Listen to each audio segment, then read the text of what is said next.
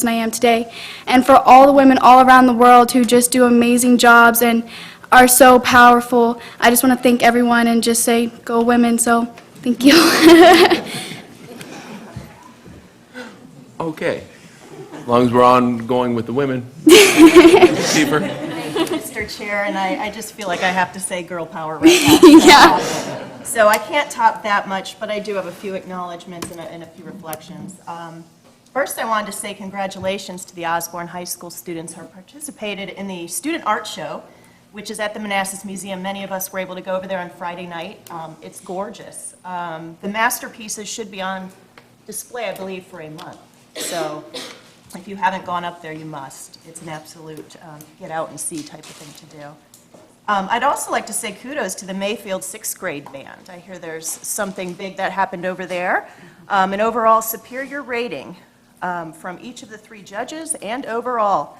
We're so proud of how our students performed and how they represented Manassas City Public Schools. I'd also like to congratulate Mr. Wilfinger, other band directors here in the city. We're doing great things with music. And there have been so many musical events in this city that I wish I could clone myself so I can actually make them all. But I'm sure I'll see them on some video from Al. So I have a point of reflection for this week. It's a personal reflection, and it's a community reflection. So it's been a tough week. You know, I go with the kudos here to our Manassas City Police for a tough situation last week. Last week, our community tragically lost 2 women at the hands of violence. One was a mother, one was a police officer. The mother just wanted to save her son from the violence that was going on around her. On Tuesday, I sat next to my husband in a sea of blue police uniform shirts with his coworkers at Prince William County Police Department. We remembered Ashley Gwindon. We remembered the sacrifice she made. And I apologize for my emotion tonight.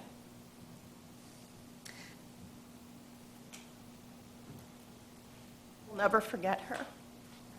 We wish the other 2 officers full recoveries. We're behind them. And one of the best things I saw come out of this situation was what this city did. Our businesses came out, their fundraising, the community came out. It's just unbelievable. It's Manassas City, it's beyond. We had officers with us from California, New York City. That's community, guys. As I thought about this, I thought about how even in tragedy, this city stands together. And I think about the people in this city. And when I go back to thinking about our kids and watching them, the music they make together, the music they make with their teachers, the music they make with staff, it's just a beautiful thing. So in the world when there's disarray and confusion about things, I feel like it's like music. You can still see good in things. You can still feel good things, just like you do with music.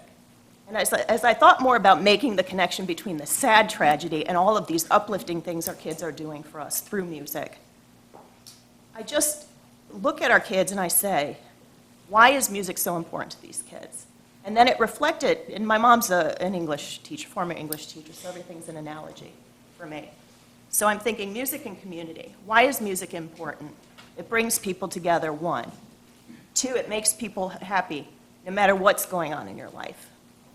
3, it's performed in groups, which forces people to listen to people next to them that are singing, that are playing instruments. Because it's for listening to one another that makes overall performance the best that it can be. Music is about community. It's my hope that we all, through good times and challenging times, decide to continue making good music together in our schools and in our community. In this spirit of community and appreciation for what music does for each of us, for what community does for each of us, I leave you with a quote from the late and great Jimi Hendrix. Music doesn't lie. If there's something to be changed in this world, then it can only happen through music. So I say, let's keep rocking on, Manassas. Thank you.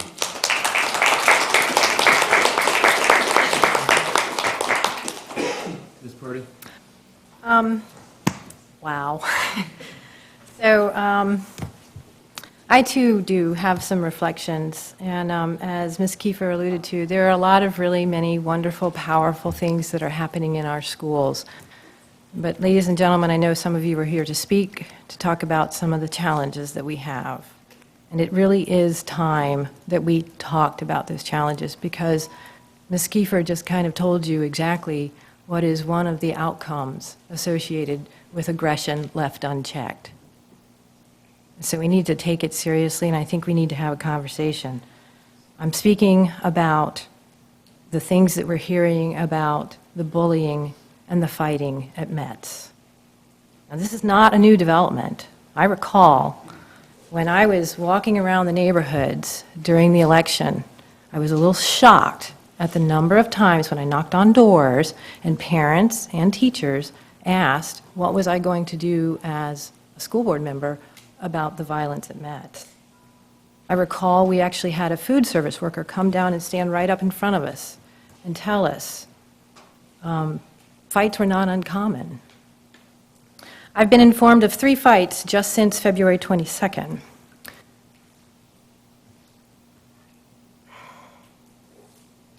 You're going to hear some very good remarks tonight.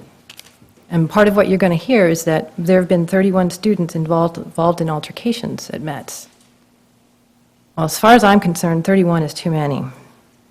Is it going to keep happening? Possibly. But let's strive for 0 anyway. Because do we really want to teach our kids that there is a level of physical aggression that's okay?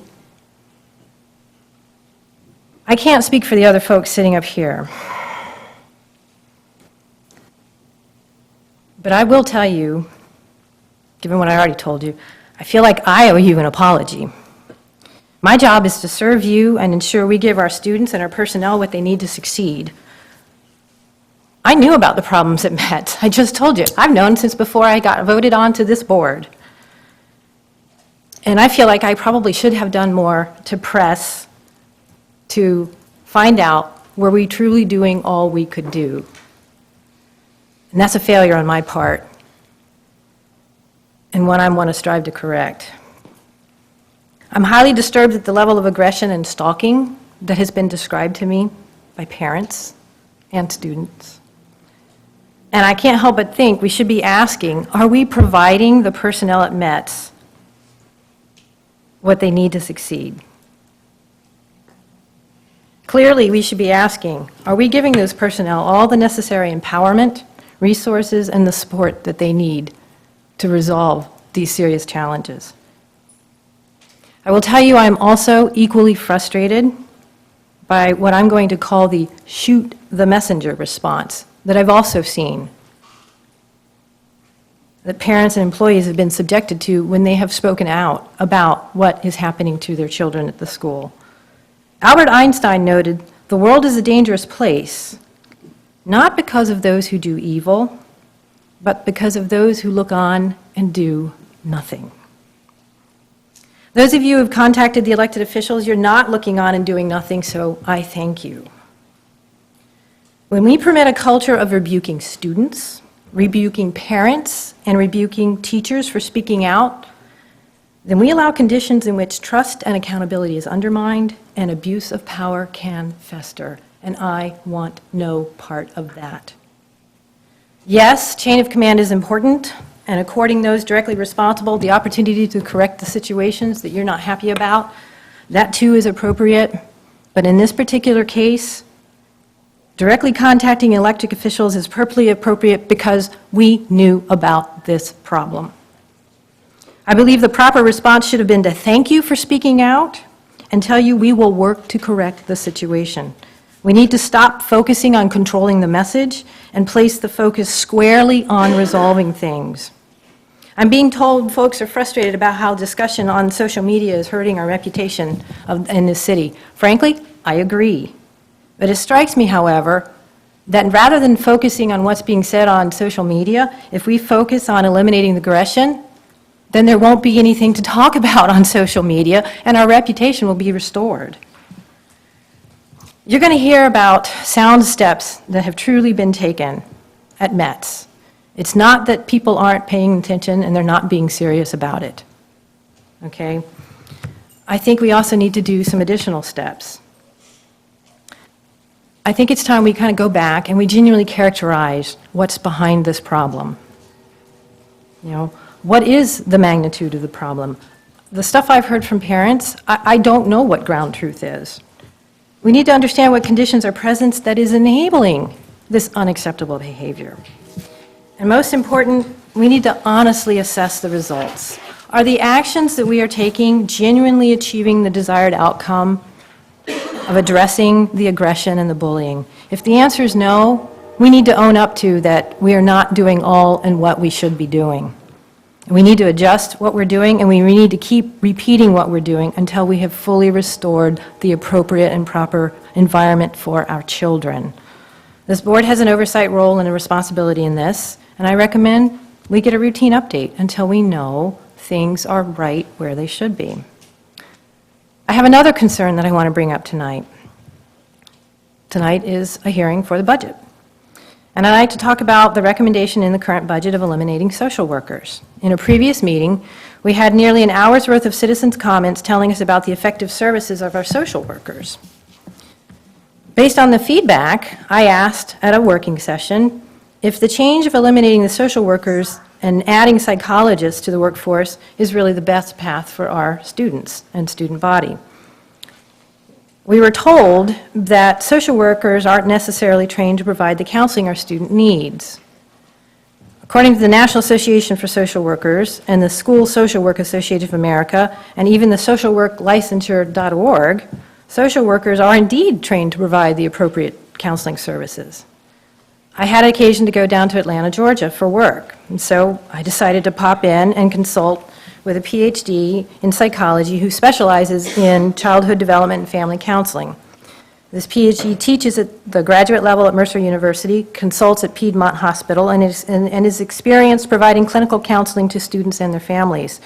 This professional noted, based on academic and experience, the team approach involving both psychologists and social workers was the most effective approach. I asked the expert about, are we going to have a decline in the services that we provide to those students if we switch? She couldn't say, but she did say she kind of doubted that there would be no decline because it takes time for children to trust. Okay, so this just sort of leads me to the question, can we gently transition from the workforce that we have now to the workforce that's being recommended, so that we're not putting our most at-risk students through a very, very harsh transition? Every year I've been on the board, this budget has included over $100,000 extra to pay for 20 students to attend Governor's School. We do that because Governor's School provides a great educational experience for these children. We pay for 20 positions even when we do not have 20 students attending Governor's School. If we're willing to take this much care with 1/3 of 1% of our student population who are the high academic achievers, can't we take similar care of our most at-risk students? I'll close my comments by sharing wisdom imparted by Francis Bacon, a statesman, scientist, philosopher, author, and attorney. He that gives good advice builds with one hand. He that gives good counsel and example builds with both.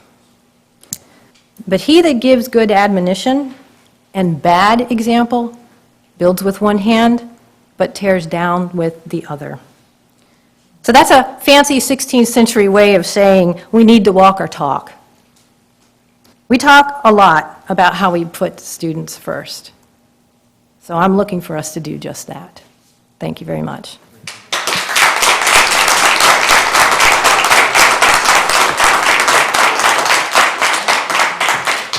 Mr. Williams? Thank you. I typed up a bunch of notes right before the meeting, so hopefully I won't say anything that's not appropriate, like ACC basketball, UVA, doing a bunch of things at one time. Go VT. Yeah. This is our last on-camera meeting before spring break, which starts on Friday, March 18th, so I wish all of our teachers, families, and staff a restful and fun spring break. I also attended the art show Ms. Kiefer mentioned, and it was awesome. So if you get a chance to go to the National Museum, go check it out. The work is really great. On Friday, February 26th, I attended the Black History program at Metz and the annual talent show at Osborne. Congratulations to Ms. Buckheit, her staff, I see at least a couple members here tonight, and the students for putting on a wonderful program. From the rendition of Lift Every Voice and Sing to a presentation by Metz and Osborne alum Gabby Chavez, whose mom used to be on the school board, the program was great. And I look forward to next year's program, so thank you very much for that. Also great was the Osborne Talent Show. From the teacher band to a number of very talented student acts, including dancers, singers, yo-yo experts, believe it or not. Dueling yo-yo experts is pretty cool. Tim would love that. And students playing the piano, the talent show was a phenomenal showcase for our students. Congratulations to all the students who participated, whether on stage, backstage, or just cheering for their classmates, and to the students who were given awards. And congratulations also to each of the classes who performed entertaining lip syncs, and to the junior class of 2017 for winning the lip sync contest. At the talent show, we found out that Osborne teacher Sarah Weaver was named the Manassas City Washington Post Teacher of the Year. So congratulations to Ms. Weaver. I'm not sure if she's here tonight, but she also helped organize the talent show, I believe. Now, on to some comments alluding to what Ms. Purdy mentioned, and I applaud her for taking that issue on. As a board member, I have received greater than normal feedback from the community the past few weeks. The feedback primarily concerned the redistricting and the incident at Metz. I love receiving feedback. It helps make me more informed decisions, helps me make more informed decisions. So I thank all of those who gave me feedback. I really do appreciate it. And I'm not just saying that, I do appreciate it, because as my wife will tell you, I'm up late at night reading emails. I feel compelled to note, however, that all feedback is not equal. What I'm saying precisely is that all opinions and feedback are very important, but not all feedback is equally useful to me. When making statements or presenting opinions, instead of trying to characterize those opinions to fit a narrative or a preconception, I encourage everyone to get the entire facts of a situation. And for people who think that our schools are just poor and don't have a whole lot going on and aren't afraid to say so, I thank you for letting me know, because I need to know the things that are going on in our schools that aren't great.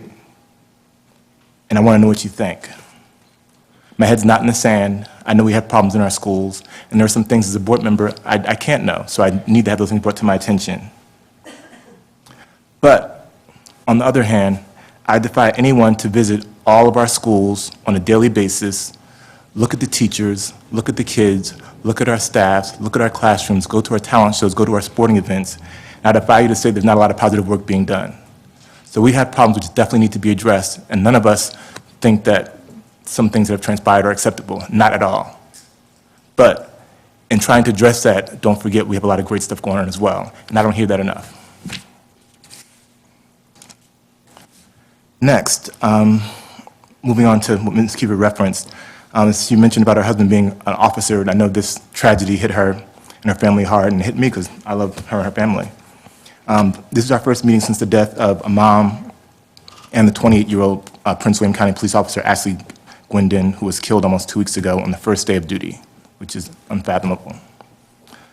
It's an unspeakable tragedy, and my thoughts and prayers are with her family, her friends, her colleagues, and the community. She was exceptionally brave, and I hope that her memory and her sacrifices are not forgotten.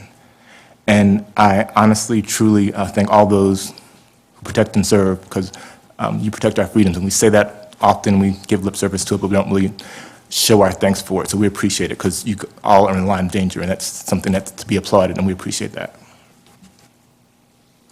Finally, my last note, ironically, is like Ms. Maddox's note. March 8th is International Women's Day. So hi, Ms. Maddox, if you're out there, thanks for raising a great daughter. And Mr. Maddox, too, even though he's not a woman, I have to give him some shout out, too. March 8th is International Women's Day. The primary purpose of the day is to celebrate women's social, economic, cultural, and political achievements, and to call for gender parity. Unfortunately, in our society, we do not sufficiently value women, period. We don't. We do better jobs in most places, but we don't sufficiently value women here. From a lack of financial equity to the objectification of women and assault and abuse issues in our communities and our college campuses, we can do better. So I encourage all of us to make sure that by our actions and by our words, we help promote environments which value, encourage, and inspire our daughters as much as they do our sons. Thank you for your time. Mr. Williams. Mrs. Sebeski? Thank you, Mr. Chair. I'll keep my comments brief. I'd like to thank everyone for being here this evening. I know many of you are going to speak to us, and I can't tell you how important that is to me, because I do find that, as Mr. Williams stated, what my community thinks and what their perception of what goes on is vitally important in my decision-making as your elected official up here. I will also echo what the board members have stated, that our heads are not in the sand. We all serve at your will, but we all spend a lot of time helping with the school decisions because our children are that important to our community. And we serve up here purely for that reason. We have no other motive. It has been a hard week for Manassas and the Manassas community, the loss of that we have all experienced. I thank all of our law officers, those that are here tonight and those that might be watching, for your service every day in keeping us safe. Your exceptional performances are noted by your community and appreciated. I hope you realize that. Things happen, and perception is reality for a lot of people. And I just hope that people realize that sometimes, even when we think that we know all of the information, we never know it all. And so I hope for those that are watching at home and for you that are here this evening, that you will stay present and listen to all the presentations tonight that we're going to hear, because I know that many of you are going to comment prior to those presentations being made. And just as us as board members need to listen to all the facts that our community has shared with us, we also need to give staff opportunity to present to us other facts. So I urge you to stay present and watch those presentations as well. Thank you again for being here tonight. Everyone enjoy your spring break and enjoy the beautiful weather that we are blessed to have right now. Thank you. Thank you. You got everybody started by getting them clapping, and now we got to do it. Now you'll let them down. Oh, absolutely. Mr. Albrecht? Usually I'm the one waxing poetically as clean up, and my peers certainly have set the stage, and I can't up that. We've got an audience full of people, many of whom want to talk to us about the budget and other items. As Mrs. Sebeski said, Mrs. Purdy said, we're here to listen, so that's where I will cede the podium to those people who want to have citizen comments. Thank you, sir. And I will almost do the same. I want to go back to what Mrs. Kiefer brought up in the first place about losing our officers in the last couple of weeks, wounding them, one of them an Osborne grad. And I do my best to thank our officers every chance I get for what they do. Mrs. Kiefer, we need to thank you, and we need to thank the other spouses of our officers and the children and their parents. When you put yourself in danger, I don't really think it's as bad as when one of your loved ones goes into danger. So to your families and to your loved ones and to your friends, I want to make sure we thank those people of our first responders, because they are critically important to keep our first responders going. And I just can't imagine what you went through, because you lost somebody, but it had to go through your mind that it could have been your own. And thank you very much for that, and thank you to all of our families for that. And now we will continue. Yes. I'd like to recognize Mayor Parrish for being here. Thank you, sir. We appreciate that. Mr. Lovejoy. And is Mr. Wolf here? Yes. He's right there. And Mr. Wolf and Chief Keene, thank you very much for being here, folks. We appreciate that. Thank you, sir. And now we are going to move on to citizens' comments. We have citizens' comments, then we also have a public input for the superintendent's proposed budget. We're going to do the citizens' comments first. I'm about to read this, and what I read will be appropriate for both of those comments.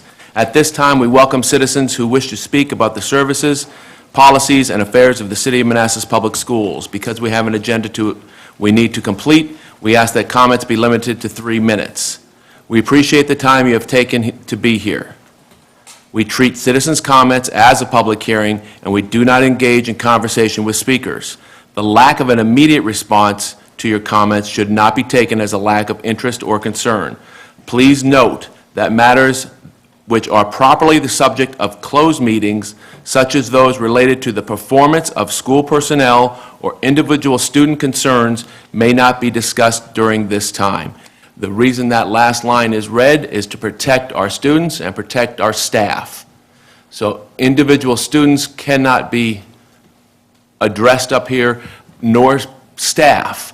A lot of people want to say good things about staff, and if we allowed that, we'd have to also allow bad things to be said about our staff, and we're not going to allow that to happen.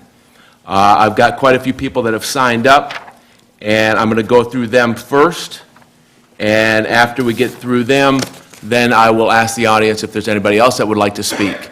And I would like for whoever would like to speak to come down this wall and sign up down here with Mr. Hawkins, so that we can expedite this. So we're going to start off with citizens' comments, and I'm assuming these have nothing to do with the budget, and after we're done with the citizens' comment, we'll go on to the public input on the budget. The first name I have is Patricia Mattis. Is that correct? Could you come on up? Is it M-A-T-Y-A-S? Yeah. Okay, and you'll have 3 minutes to speak? Okay. And on the newfangled stuff we have right in front of you there, it's going to, up top, you'll see it when it starts. It'll let you know how much time you have left. Okay, Okay? thank you. Yes, ma'am, go ahead. My name is Patricia Mathias Tucker. I'm a sophomore at Osborne High School. I had 2 concerns tonight.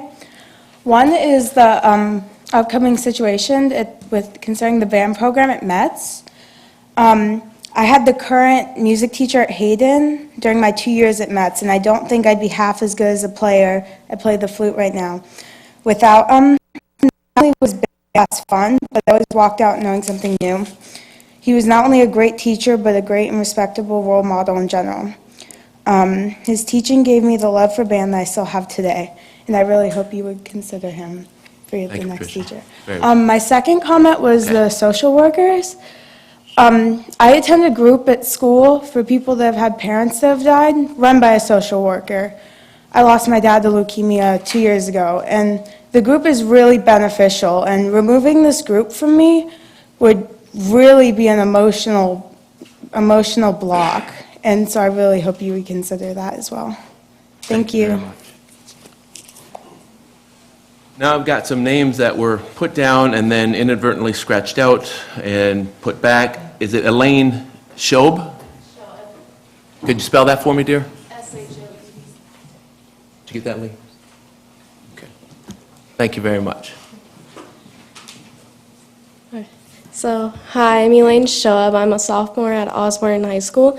I would like to talk about the band program at Metz. I was also in the same year as Patricia, and the band teacher at Hayden was my band teacher for 2 years at Metz, and he was one of my favorite band teachers. He taught me so much. I learned something new every day. He also gave me the confidence to play solo through a concert and talk out loud during concert too. He was great. He taught me how to play the saxophone, and he was one of my favorite.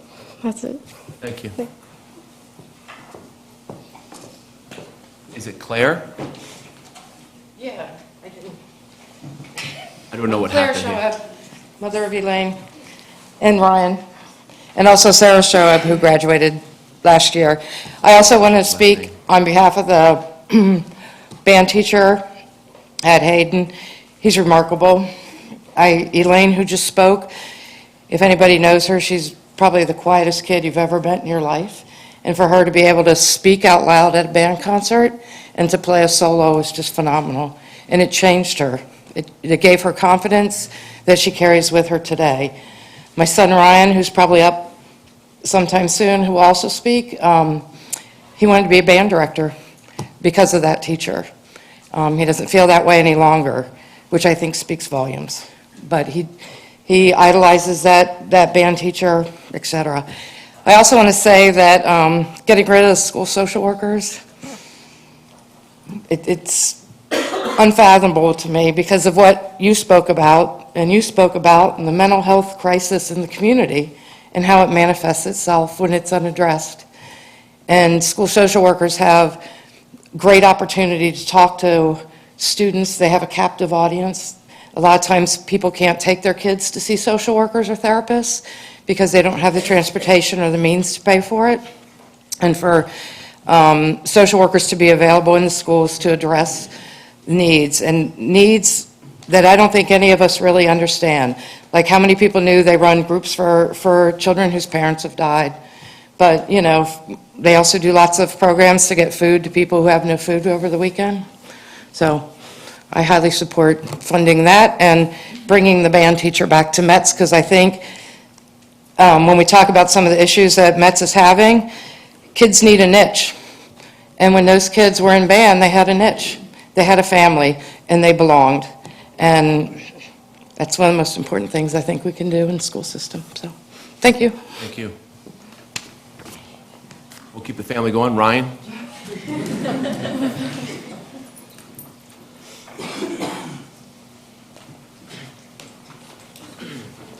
Hey, I'm Ryan. I'd also like to speak about the former, or the Hayden band teacher now. I'd like to go off what she said. Music is a very important part of our schools. It does bring people together. And the way the band is set up right now, I don't think the kids are getting the best experience. And I think the way we had it with the now Hayden teacher back when I was at Metz was probably the best year of my life in band. When I was in 8th grade band, we had maybe 25 kids in the class in 8th grade, and now we have about 10 sophomores. And it's nothing to do with the Osborne band now. It's great, but they're just, the band it's not like it was back then. The Hayden teacher he was my role model. I did want to become a director just because of him.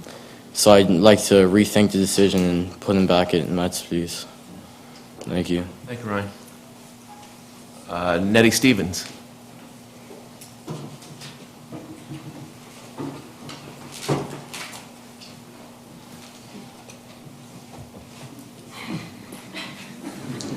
Give that guy food, it always works.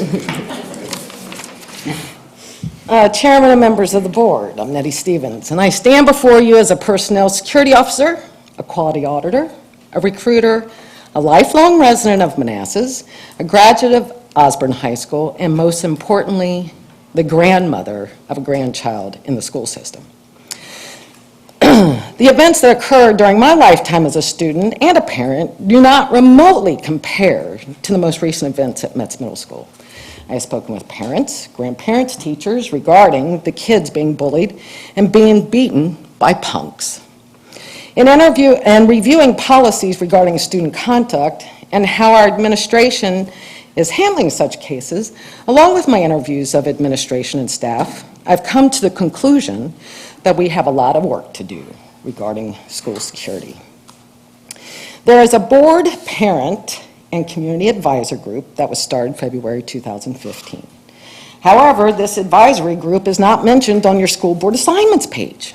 I don't even know who the school board member is that's supposed to be handling this. Nor can I find any meeting minutes where your briefings have been made, or what they've talked about, or any recommendations given. The only mention I could find in any school board meeting minutes regarding safety was that of a grant for $125,000.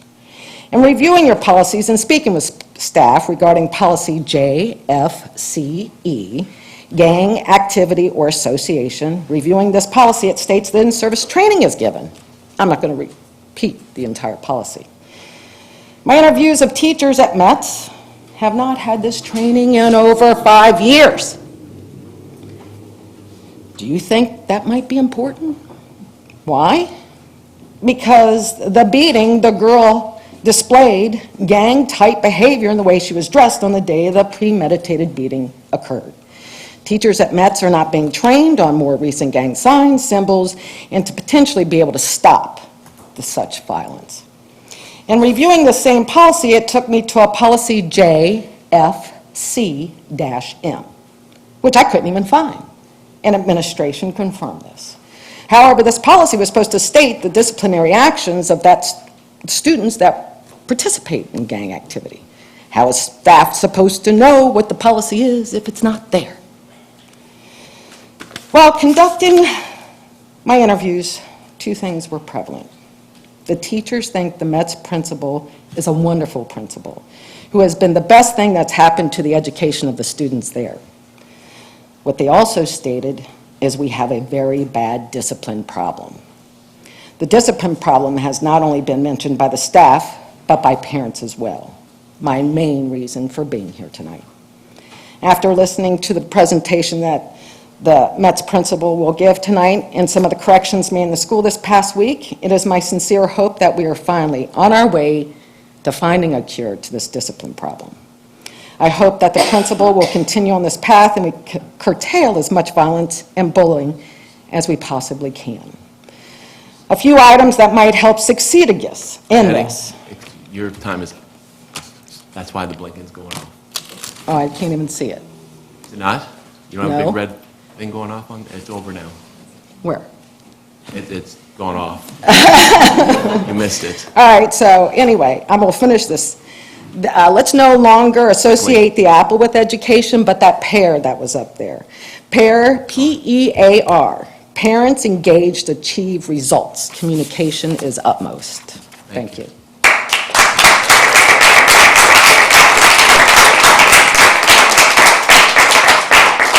Reggie Moore, or Regina Moore? Sorry, Reggie. Good evening, Chairman Demiria, school board members, and Dr. McGorrick. It's a pleasure to be here, and I would like to say that you all will get from me an A+ for your wonderful comments. They were very moving and the best yet.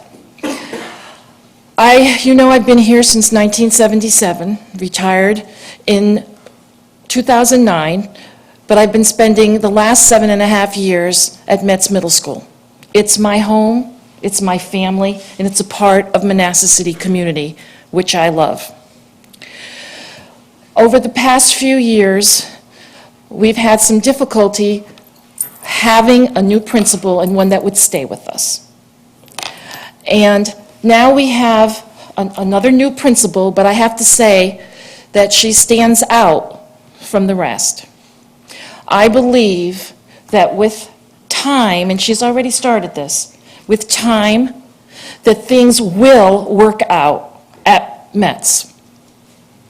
She already has a program in place where now we have even more coverage, which is necessary.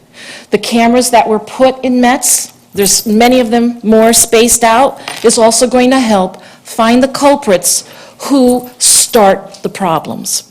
And then, of course, will be dealt with appropriately. It's like when President Obama became president. He had a lot to deal with the outgoing president. And he made that very clear when he was a first-year president. I think now, with all of the flux that we've had, that we need to give, and she has my support, we need to give the Metz principal all the support that she needs and wants. And next year, I'm very excited with the plans that she's putting forth regarding teaming. It's been a long time. I was a member of a team for 17 years. And it was a wonderful experience because first we saved a lot of time because we were able to bring in our parents. We were able to talk to them all together, and many of you, Mr. Williams would know, and let's see, Ms. Sobeski. And by the way, the little redhead, did your mother go to school here? I'm sure I had. There's a David yes, I taught your aunt, your uncle, right, I taught the chief of police's wife. There's many of you out there that I have taught. But I mean, all of you who know me know that I don't skirt my feelings here. And it's going to be a wonderful year especially next year with teaming. And I believe, like President Obama needed a chance, we need to give our principal a chance. She has a plan, and she has teachers that are ready to support her through and through. Reggie, your time is up. Perfect. Did that go red in front of you? I don't look at this stuff. I'm looking at you guys. The first thing you tell your students is, look up when you're speaking, not look down. Okay. Oh, it went red. Thank you very much. And thank you, little red-headed girl. Dixie McAndrew.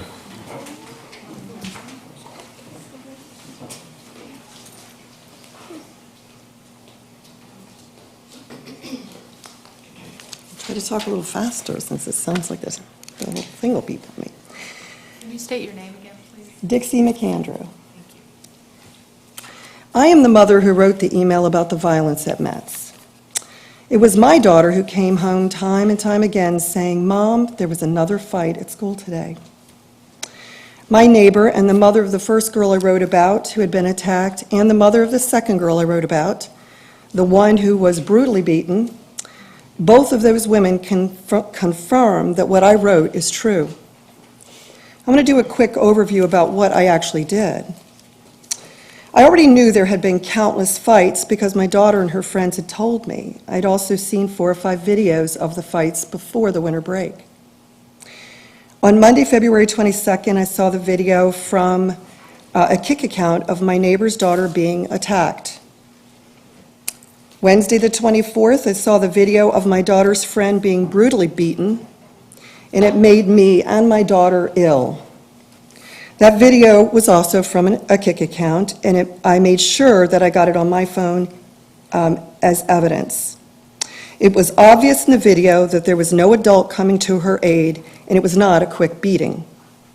I knew that that girl must be hurt badly, and that evening, while my daughter was texting her friend while she was in the ER, that was confirmed. I was so upset that I couldn't sleep. The next morning, I went to Metz to be sure that they had a copy of the video. I was troubled all weekend. I sent an email to 10 of my friends who were caring parents in the city of Manassas. After thinking all weekend about what to do, I described what I knew and what I had seen. My biggest concern was for the safety of the students at Metz. I wanted to know what was being done to keep our children safe from such awful attacks, and why a teacher hadn't come to the aid of my daughter's friend. I suggested that if others were concerned too, remember my 10 friends, to please contact the superintendent through Let's Talk, and to reach out to our school board.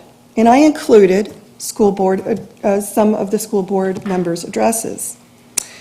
I did tell the parents I have videos to prove what I said was true and disturbing, and offered to show them to parents so they could decide for themselves.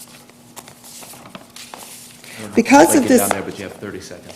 Because of this email, I've received an email accusing me of spreading misinformation. I've been rebuked and threatened that the school board attorney had been contacted because I had videos I was offering to share.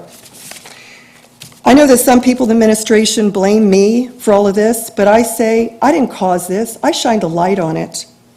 And whether the administration is happy with me or not, what was most important to me has already happened. Mr. Apt informed me when he called me that the first day following my email, when the kids returned to school, the children, the hallways that had not been supervised were now supervised. And there was no area in that school where a girl like my daughter's friend could take a beating like that and not get help. So I love the city. I am very proud. My children, both of my children, are making straight A's. I'm not a parent that wanted to come and send this out to create a problem. I want the city to be a better place, and I want it to be a safe place for all of our children. And I'll add that my children are not bullied. My children were not beaten, but I can't stand by and watch other children taking beatings without standing up and saying something about it. Thank you. I look forward to Ms. Buckhigh's presentation tonight, and I'm very hopeful. Thank you. Thank you.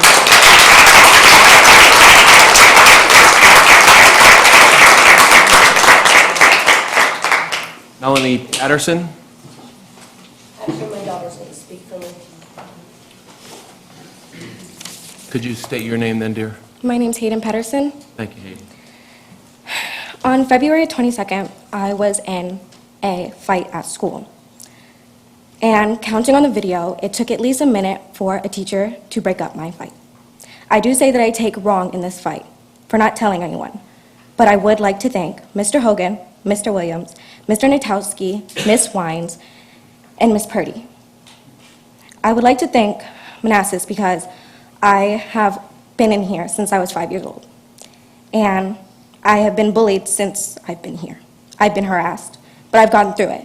And I have found that I've been so much stronger since. But I don't think that all the kids around the world that have been bullied can take it. From all the suicides that have happened, from all the dropouts that have happened, it's a very big number in range. But besides all that, the positive that Manassas has taken on me, I may not be a straight A student, and I may not be perfect, but teachers and people here in Manassas, along with my friends and family, have all been very good. They've been treated well, and I like to think that the people that I thank have made me the person I am. They've made me stronger, and they've made me help me come back to school. I haven't been to school in the last 2 days because of my personal issues, but besides that, I want to stand here instead of my mom standing here because I thought that it would make a bigger difference. And during my fight, I saw a fight the day after my fight or whatever, the 24th of February, which is Lindsay, and I have made a friendship with her between that because I think that she needed my help and I didn't want to see someone's life lost. Because sometimes things happen in school and you find yourself empty and you find yourself lonely, and I would like to make sure that I never have to see anyone lose or family loss over something like this. Thank you. Thank you.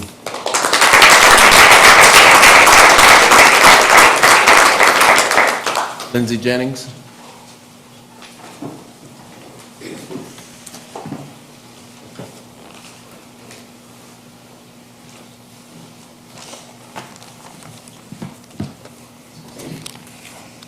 Good evening. My name is Lindsay Jennings. I'm a 7th grader at Metz Middle School. I may be 13, but I have a voice, and I feel like it's time that it's heard. After the letter that was sent home to parents on Friday the 4th, I'm convinced that you all may not be aware of what happened to me on Wednesday the 24th, or what is truly going on in our school. Long story short, I was attacked by a girl in school during school hours. This young lady has been in other fights and in trouble a lot and suspended for attacking the bathrooms with gang symbols. Why was she allowed to stay in school? This has caused a big issue between my mom and the school, and it is far from being over. The school did multiple things wrong after my attack. I blacked out, slipped in my own blood after, and my memory is foggy from the day. What I clearly remember is riding the bus home after this violence. On the phone, the nurse told my mom I had a small scratch on my forehead and I had a small nosebleed. They never asked me if I blacked out. They never asked me if I was dizzy. They were more worried about getting the blood off my face. She gave me ice and that was basically it. I was attacked from behind while other students filmed and watched, and the video went viral. Who hasn't seen it? I know faculty has. They were watching it when my mom was in the office waiting to meet with the principal and the police officer the day after. Once my head hit the floor, I remember the principal told the student body during the assembly, "When you're attacked, to cover your face." Well, I couldn't. I was kicked and punched repeatedly in the face and head over and over again. This was in the hallway where most fights happen because it's not monitored by teachers or staff that can help. It was the president of our student body that helped me and stopped the attack. It was the student body president that held my head up and told me to keep my eyes open. It was then the teacher showed up. My mom asked the nurse on the phone if I needed to go to the hospital. The nurse told my mom she didn't think it was necessary, but she couldn't tell her not to take me. My mom came home immediately and took one look at me and helped me in the car. it's a good thing my mother did not listen to the trained nurse. Once we got to the ER, we did not wait. They took one look at me and rushed me back to the back of the ER right away. The hospital asked The hospital asked if the police were called, but we still had one to come follow up. I have a concussion, and I'm having the follow-up appointments with the concussion clinic. I have retinal bruising that I have to follow up with a retinal specialist for. I've missed a lot of school because of this, and it could have been prevented. We have family, we have close family and close friends. It's okay. Go. Close family and friends that are EMTs for both city and county, and they all ask the same question: why didn't they call 911? Why was there no concussion assessment?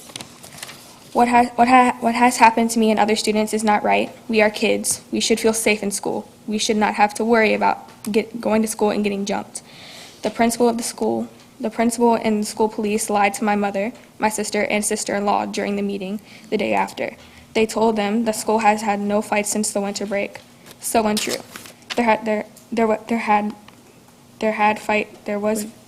We had fights before the blizzard of this year and 2 days prior, which was also put out on social media, and students referred to our school as a fight club. What happened to me should never have happened. It could have been preventable. We should be safe in our school. My attack is done. It happened. The school can try to sweep this under the rug, but the truth is here. I want to share my story so parents and student board members are aware that there is a serious problem at our fight school. I'm asking you to take this problem seriously and to take action to prevent this from continuing to be a problem in our school. As my mom would always say, own it. Stop making it appear the violence in our school is not a problem. Stop misleading parents and own the issues that are right in front of all of you. You are our leaders. You can make a change in our school. You have failed to protect me. But you have the power to protect other students, to prevent something like this from happening. Again, own the problem, accept responsibility, and make changes.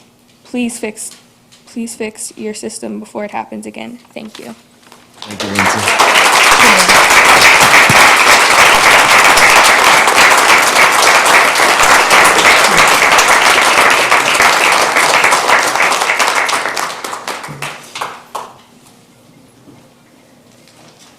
Kyle, and could you help me with the last name?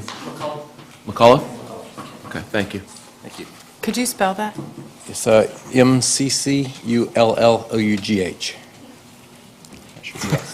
Okay, yes. My name is Kyle McCullough, and I'm a parent here in Manassas. I have one son at Metz and one at Osborne. I wanted to start off by saying that I feel very fortunate to have my sons in such an excellent school district. I've traveled around a little bit. My daughter went to school in Culpeper, and earlier than that, back in Georgia. And this is an excellent school district. And I know that everybody has their problems from time to time, but I just wanted to start off by saying that.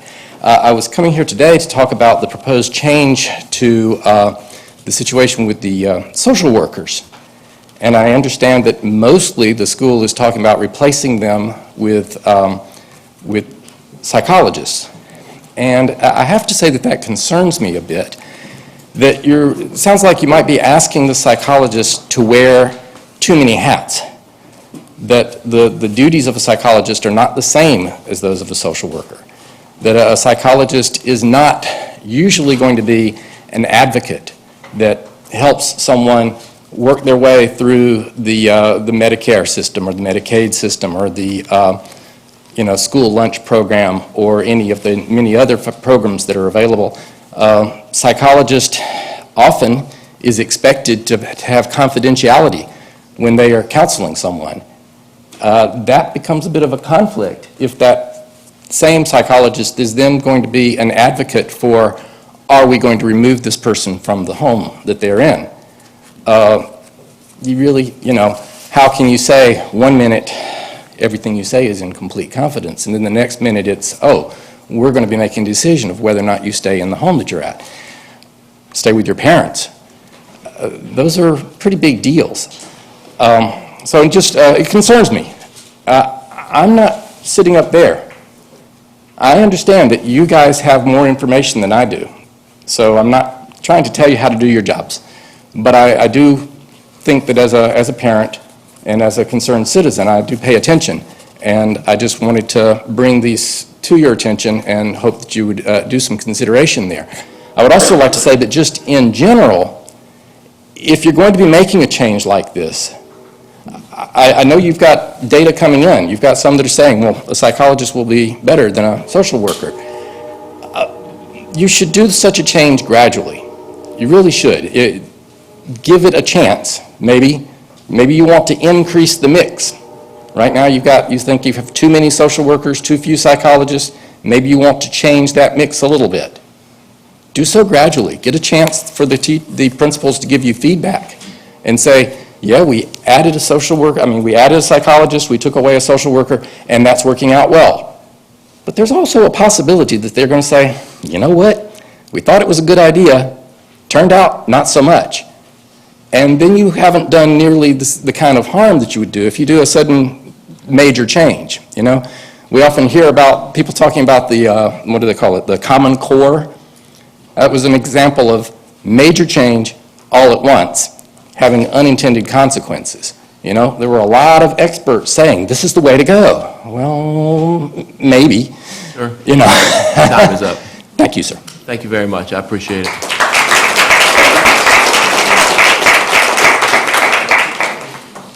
Sandra Bushrod Thompson.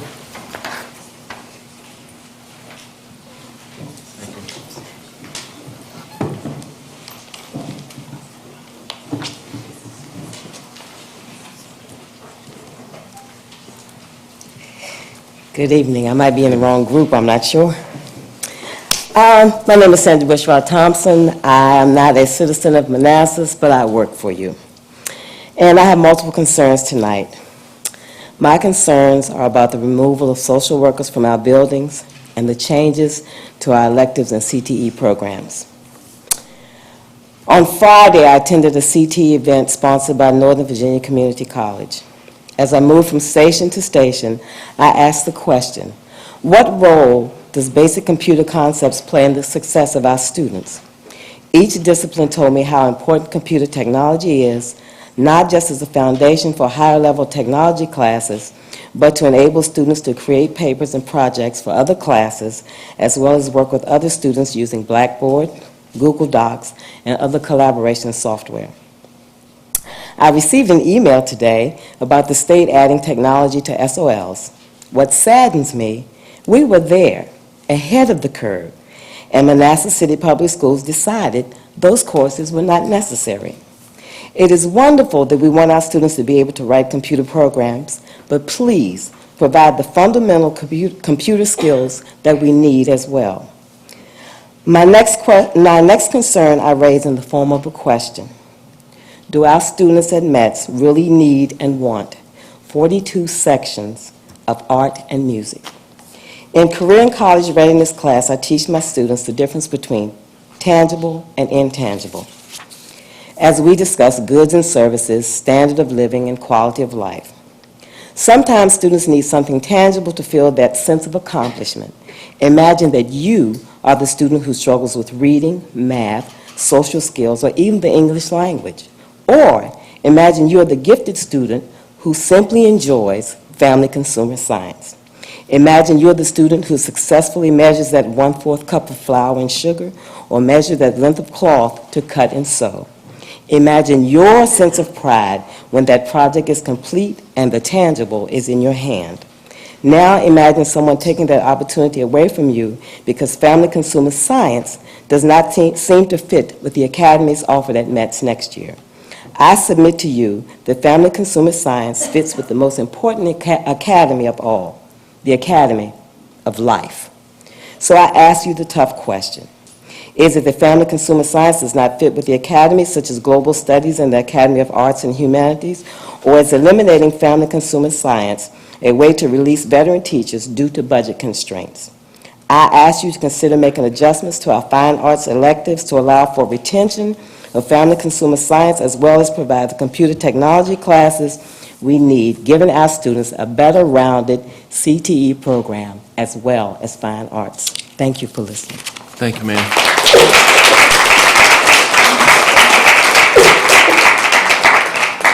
The last person I have signed up for citizens' comment is Gladys Gonzalez.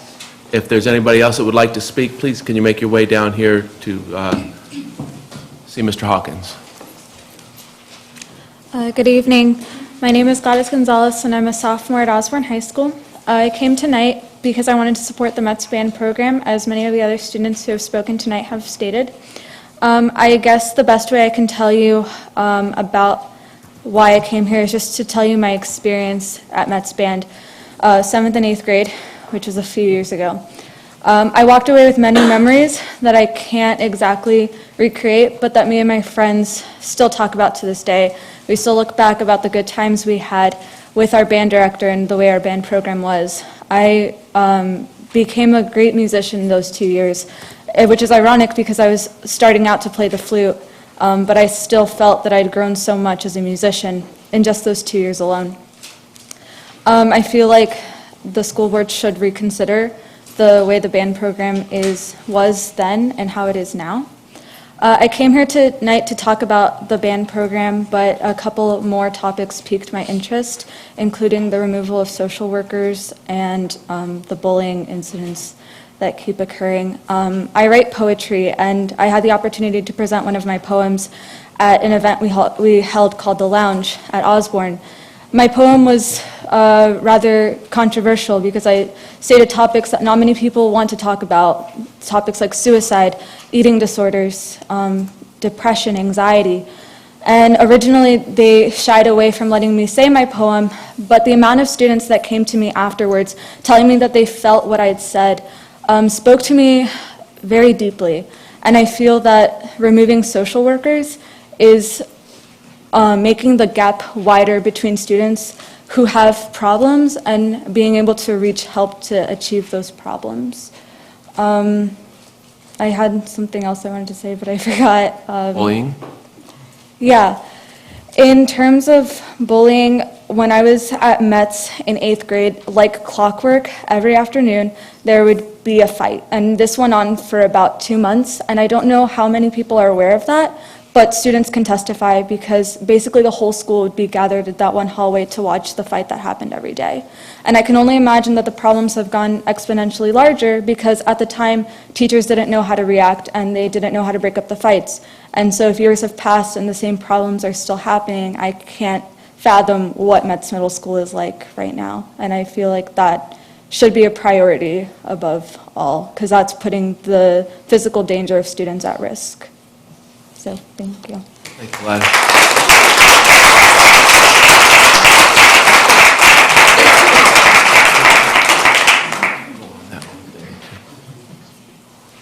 Emma Boaz.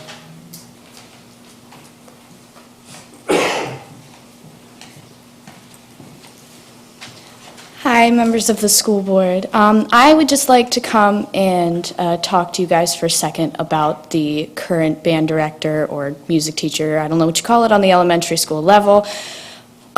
He has made such a big impact in my life. I went from this awkward girl who could not speak in front of crowds to walking out on stage at the OHS talent show in front of the whole entire school to dance and show everybody my talent. And it breaks my heart sometimes to see what goes on. And I just think music, like Ryan was saying, I don't know, not here, what he was saying was just music brings people together regardless of any race, anything. And I think that I have a brother who is in the middle school, and it would be great if he were to experience that along with all of the other kids who are at Mets who can experience his gift, his talent of teaching music, and he has by far made such a positive impact in my life. And I just think that that is where he belongs, and that's where he fits, and that I believe that the children of Metz who are right now getting into many confrontations could benefit from his teachings and his work that he does. Thank you. Thank you.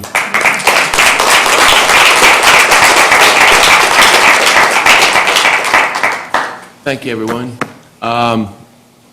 We're going to move on now to the budget input. The kids were incredible. Thank you very much. The school system's doing something right.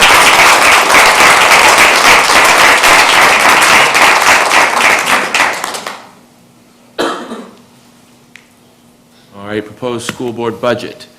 Regina Moore.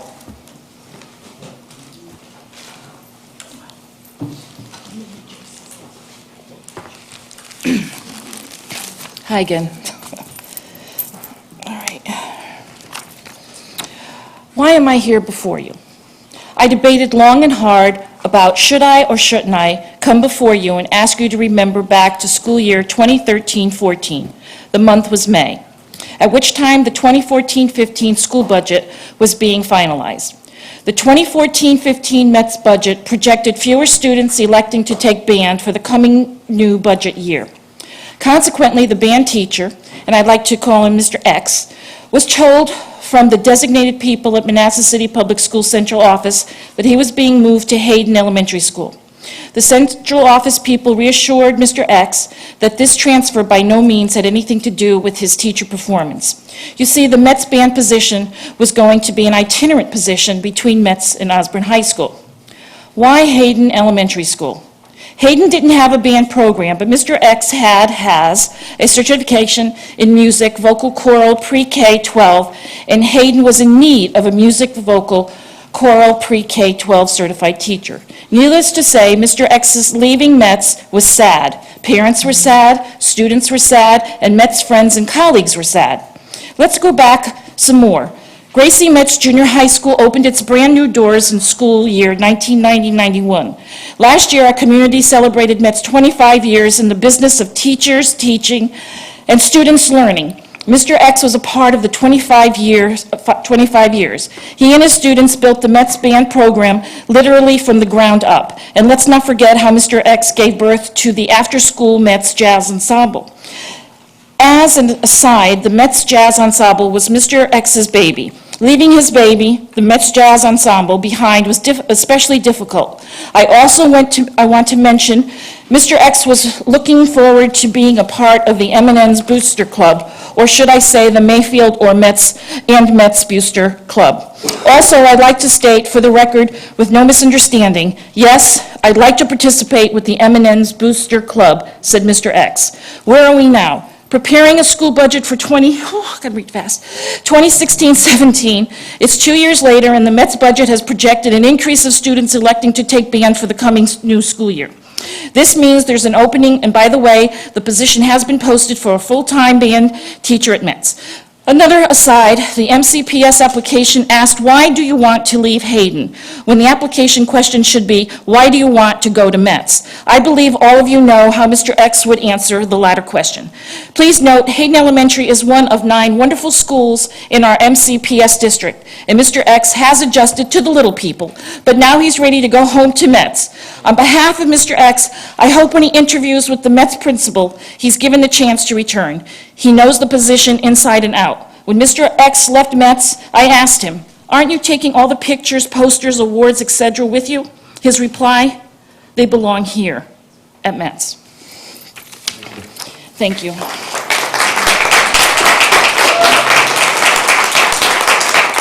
Brenda Womble.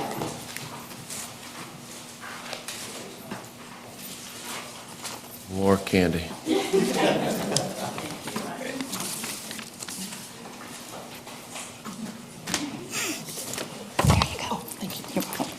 Hopefully your 3 minutes hasn't started yet.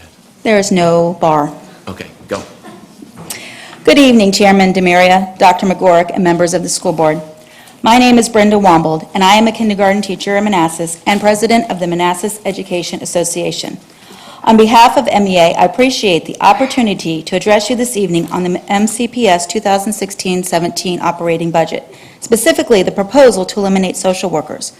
Through this budget proposal, MCPS plans to reallocate the services currently provided by the social workers to other professionals. We oppose this proposal and believe it will deny essential services to our students. Tonight, you will hear from other speakers about the vital work of social workers and their role in services they provide to our students. So I will focus on our three concerns. First, social workers are qualified to provide specific services. Social workers, psychologists, and guidance counselors are not interchangeable.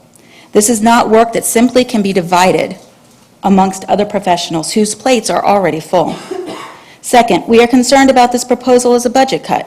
It doesn't make sense to eliminate 3 professional positions and then add other positions to do the job you just eliminated. In fact, social workers are the only professionals qualified to do social histories, and this service can be billed to Medicaid, making it a revenue source MCPS is not currently taking advantage of. Finally, the SOQs clearly identified the need for social workers and their services. They do not say these services can be performed by other professionals, as is in the plan. VEA interprets the language in the SOQ and the legislative intent to require social worker positions.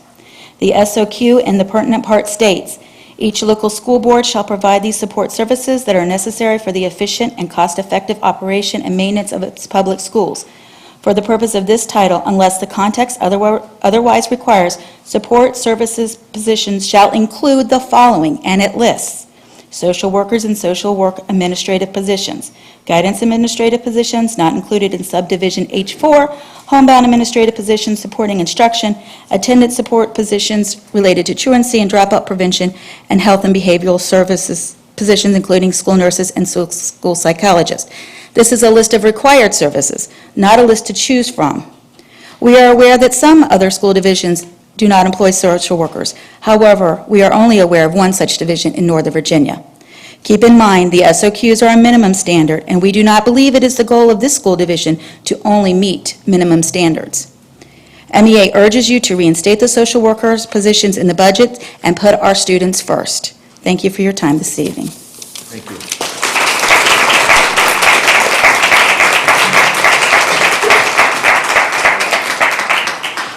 Betsy Lindberg.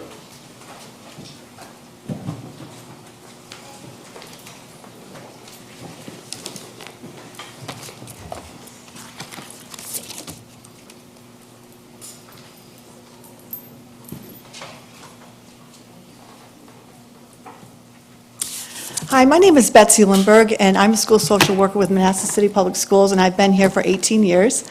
And I'm one of the 3 school social workers in Manassas City. And we're here tonight to speak about the budget proposal to eliminate our positions. And we'd like to share with you what we do, and we urge you to reconsider your position. We know that our jobs are vital to the community and the students, and the families depend on our assistance.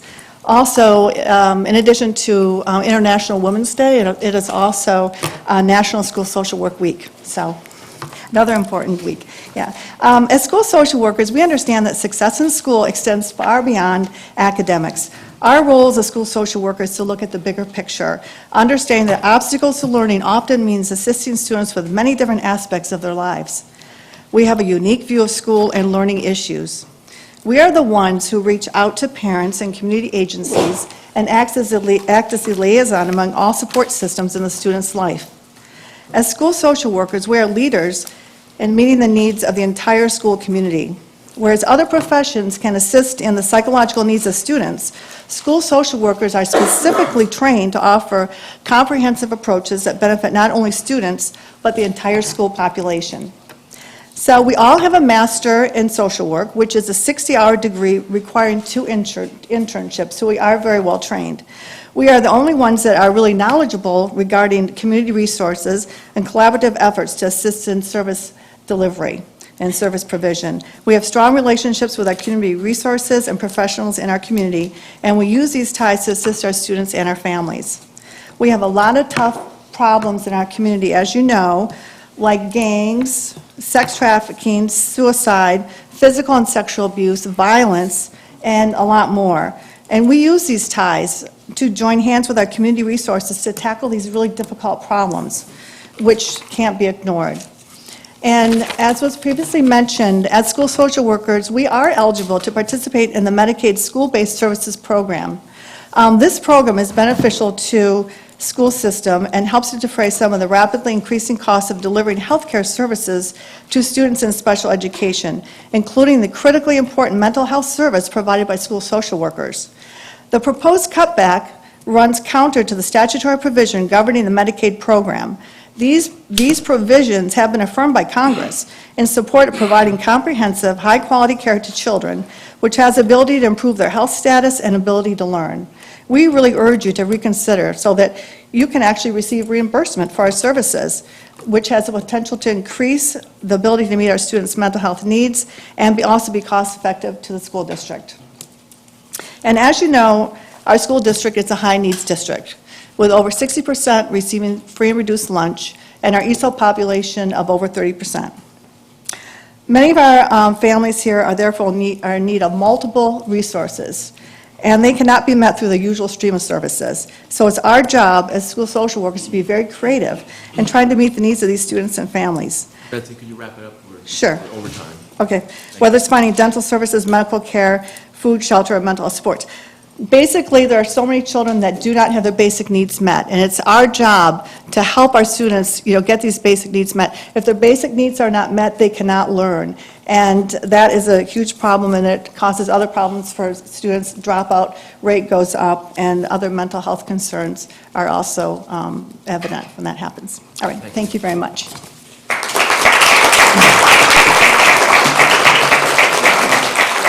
Cindy Donovan is the last person I have for the budget. If there's anybody else who would like to speak on the budget, please again come down and see Mr. Hawkins. Hi, Ma'am.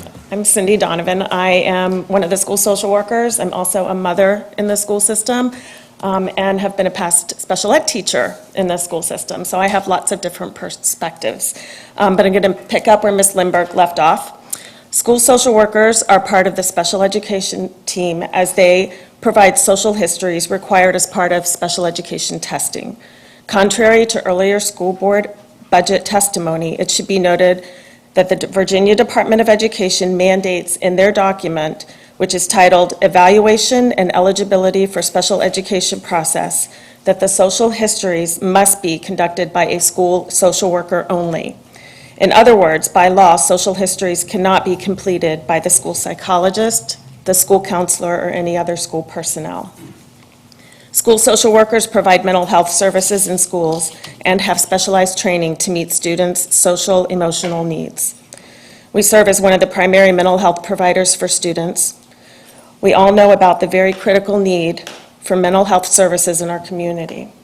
Research indicates that between 18 and 20% of students have mental health issues significant enough to cause impairment to major life functioning, yet only 1 in 5 receives the necessary services. Furthermore, certain students, including those with disabilities, minority students, and students from low-income families, are at greater risk for mental health challenges, but are even less likely to receive the appropriate services. It's unfortunate then that our positions are being eliminated, as the school social workers are the very profession that has the education, the knowledge, and the experience to support and garner the community services these families need. Just remember, students with untreated mental health issues often develop more significant problems, can greatly impact their educational experience, and result in poor educational outcomes, and possibly dropping out of school. We also understand that Manassas City is planning to turn over all social work responsibilities to the Department of Family Services. Although we don't have the time to address the reasons this would not be in the school's best interest, we have included a handout in your packet that will address this. I hope that providing you with this overview of the current research on the impact that social and emotional learning has on academic achievement and success, you consider removing the current proposal to eliminate school social work positions. School social workers improve educational outcomes by decreasing absences, decreasing discipline referrals, and improving academic achievement. We provide support to teachers, work to improve school safety and climate, and reach out to all students and families, enabling teachers to teach and students to learn more effectively. Our absence will severely impact Manassas City Public Schools' ability to provide adequate services to all students. Thank you for your attention to our concerns and for your hard work and dedication to the students of Manassas City, especially during these difficult times. Thank you very much.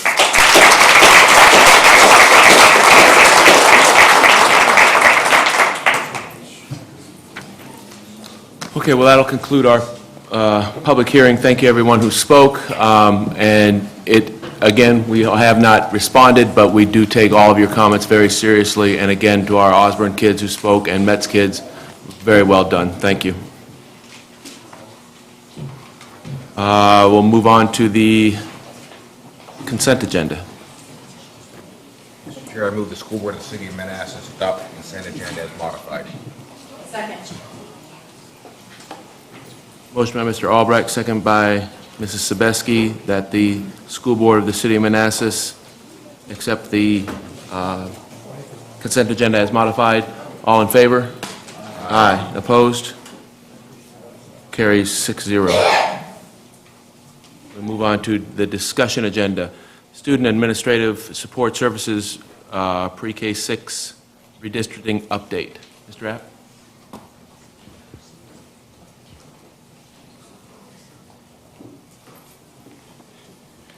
Good evening, Chairman Demera, Vice Chairman Albrecht, and members of the school board. This evening, 4 presentations will be provided.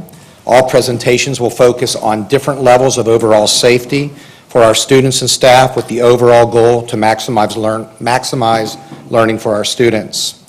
The first presentation this evening will focus on pre-K through grade 6 redistricting.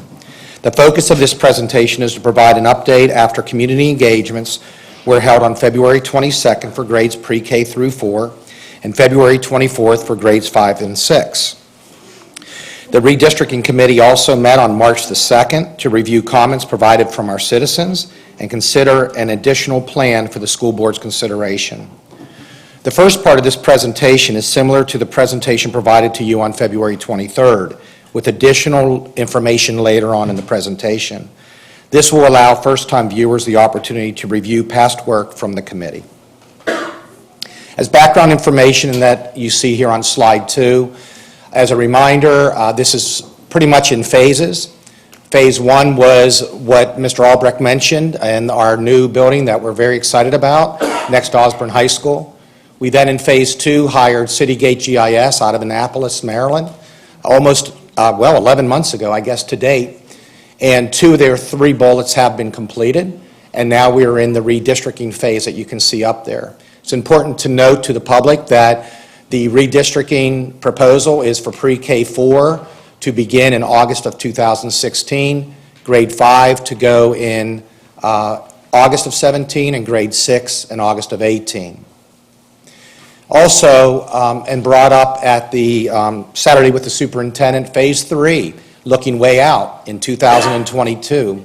The proposal is that we rebuild Jenny Dean, and that school becomes a 4 through 6 school along with Mayfield Intermediate School. And the pre-K center will go to our current Baldwin Intermediate. So that would leave 4 elementary schools, K through 3, and then again would require division-wide redistricting. To again go over the goals that were set forth by with the committee was to balance attendance areas with school capacities and account for future growth, and again to keep our neighborhoods together. You will see a slide here on our current boundaries in a second that shows that it could be argued that that's currently not in place.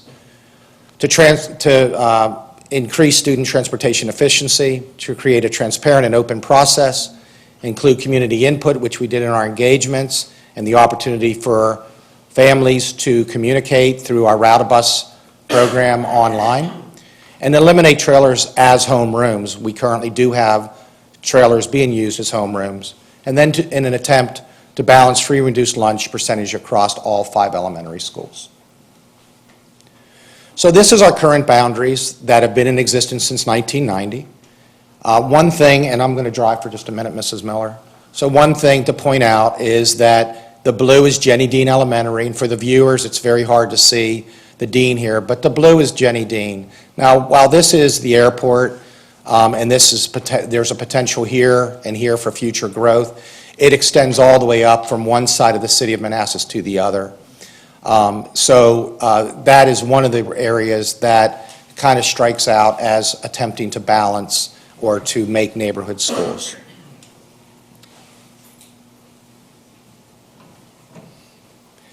So what does it look like currently with our student count, our capacity, and our free and reduced lunch? You can see that based on this slide, and it's important to note that these addresses with the student count are our students that are reported in Power School. Some of these students don't necessarily go to those schools due to special education needs and student transfer that have gone through the process and been approved. But you can see that our free reduced lunch currently is 21% difference between Round and Baldwin. And in future slides, you'll see how we're trying to bring that within 10%. So Plan A was presented to you all as a board and to our community at the community engagement. And this area, which is in this area here that I'll talk about a little bit later, and an area up here, through citizen comments, we're going to be proposing a Plan B this evening. So again, as a reminder, what this looked like under Plan A. We have 3,289 students in grades pre-K through 4. That's as of November 30th of this school year. And student transfers are and continue to be approved through the regulation of JT-R. Under Plan A, the students that would be affected and would move to a different school is 786 students. That accounts for 24% of our students being redistricted. And there's been a lot of comments about our division-wide special education classes. Currently, the final program location may change, but as of today and as of the last board meeting on the 23rd, it continues to be that 2 autism classes will be at Hayden, 2 autism and 2 intellectual disabilities classes will be at Round, and 3 pre-K classes will be at Jenny Dean. So this, now getting into the Plan B. So after our community engagements and our staff and our community learning about how they can give comments after the community engagement through our website and through the program called Route-A-Bus, we received 35 comments in grades pre-K through 4, and that came from 16 different addresses. So the committee reviewed the comments, and this evening we'd like to share with you from those comments a Plan B for consideration. So what are the major changes and the changes? So from Weems to Hayden, we are proposing that the first change is Stonewall, Peabody, Beauregard, and the Robnell zone, that students that live in Hayden on the side of 234 should stay at Hayden and not be included in the Weems district. Mr. Yankoviak and I last week drove these neighborhoods, and we concluded in talking with the committee felt that it would be best to keep them at Hayden. Change 2 is very similar. Battle and West Street is closer to Old Town, and due to transportation and safety and left turns to have to go to Weems, we really re-looked at that, and we're proposing under Plan B that Battle and West Street zone and the students in that community would stay at Hayden. Then there's some students that under Plan A were zoned to go to Hayden, and we're proposing that Piney Point, Willow Glen, Laurelwood zone, and I'll show that exactly where that looks like on the Plan B map. That a part of Point of Woods goes back to Weems to try to balance the numbers overall at all 5 of the schools. And lastly is Taney Road. Taney Road is the road in Georgetown South that goes, you can enter and exit in 2 distinct locations. And we're proposing that due to the ease of transportation to balance numbers, that most of the students on Taney would go to Round Elementary, but there are 17 students currently that would go to Jenny Dean on Taney. And again, that's to balance the numbers across all of our schools, so we're not too tight at one school. So what's it look like? And I'm going to drive here again, Mrs. Miller, for a second. So this area right here, and this is the Hayden community. I'm going to call that a light brown. This area where my little cursor is all the way over was in the Weems community in Plan A. These students we are proposing go back to Hayden, which is their current school. There is a spot that is sort of right up here. It's very, very small, and it's very hard to see. But if I refer back to the Plan A document, there's one little, I'm going to call it a sliver for lack of a better word, which is that Piney Points and those other streets that I had mentioned, Willow Glen, that would then go to Weems Elementary. And lastly, and Georgetown South is a very dense area. It's impossible to show it on a map like this, but in this area right in here, because Taney Road would go to Dean and to Round, it's pocketed in this section right in this area. So what's it look like when we place Plan A and Plan B next to each other? There is no change in the Baldwin proposal. You will see that in A and B it's exactly the same. What happened when we did this was it did affect the overall students that are moving from one school to the next, and it brought either the percent up 1% or down 1% at the other 4 elementary schools. As you can see, Hayden dropped 1% in free reduced lunch, and Dean went up 1%.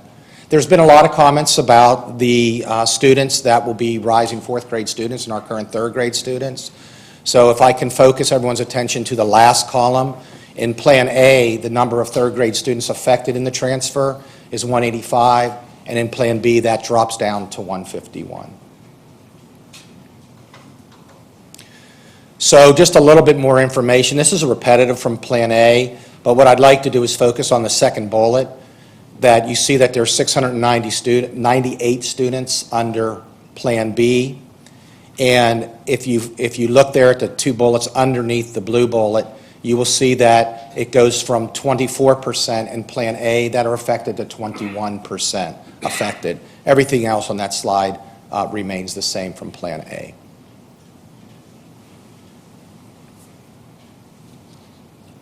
So this slide illustrates the comparison of students affected with both plans. While there is a slight increase at Jenny Dean, there are significant decreases in students moving to different schools for Round, Hayden, and Weems. And as I mentioned earlier, there's no changes recommended for Baldwin. So slide 14, you have in your packet this evening an FAQ, or frequently asked questions, and I'd like to respond a little bit to these 4 bullets. So one question, and these are questions that were raised a lot through Route-A-Bus, and we encapsulated them all together, and the questions were all related to these 4 areas.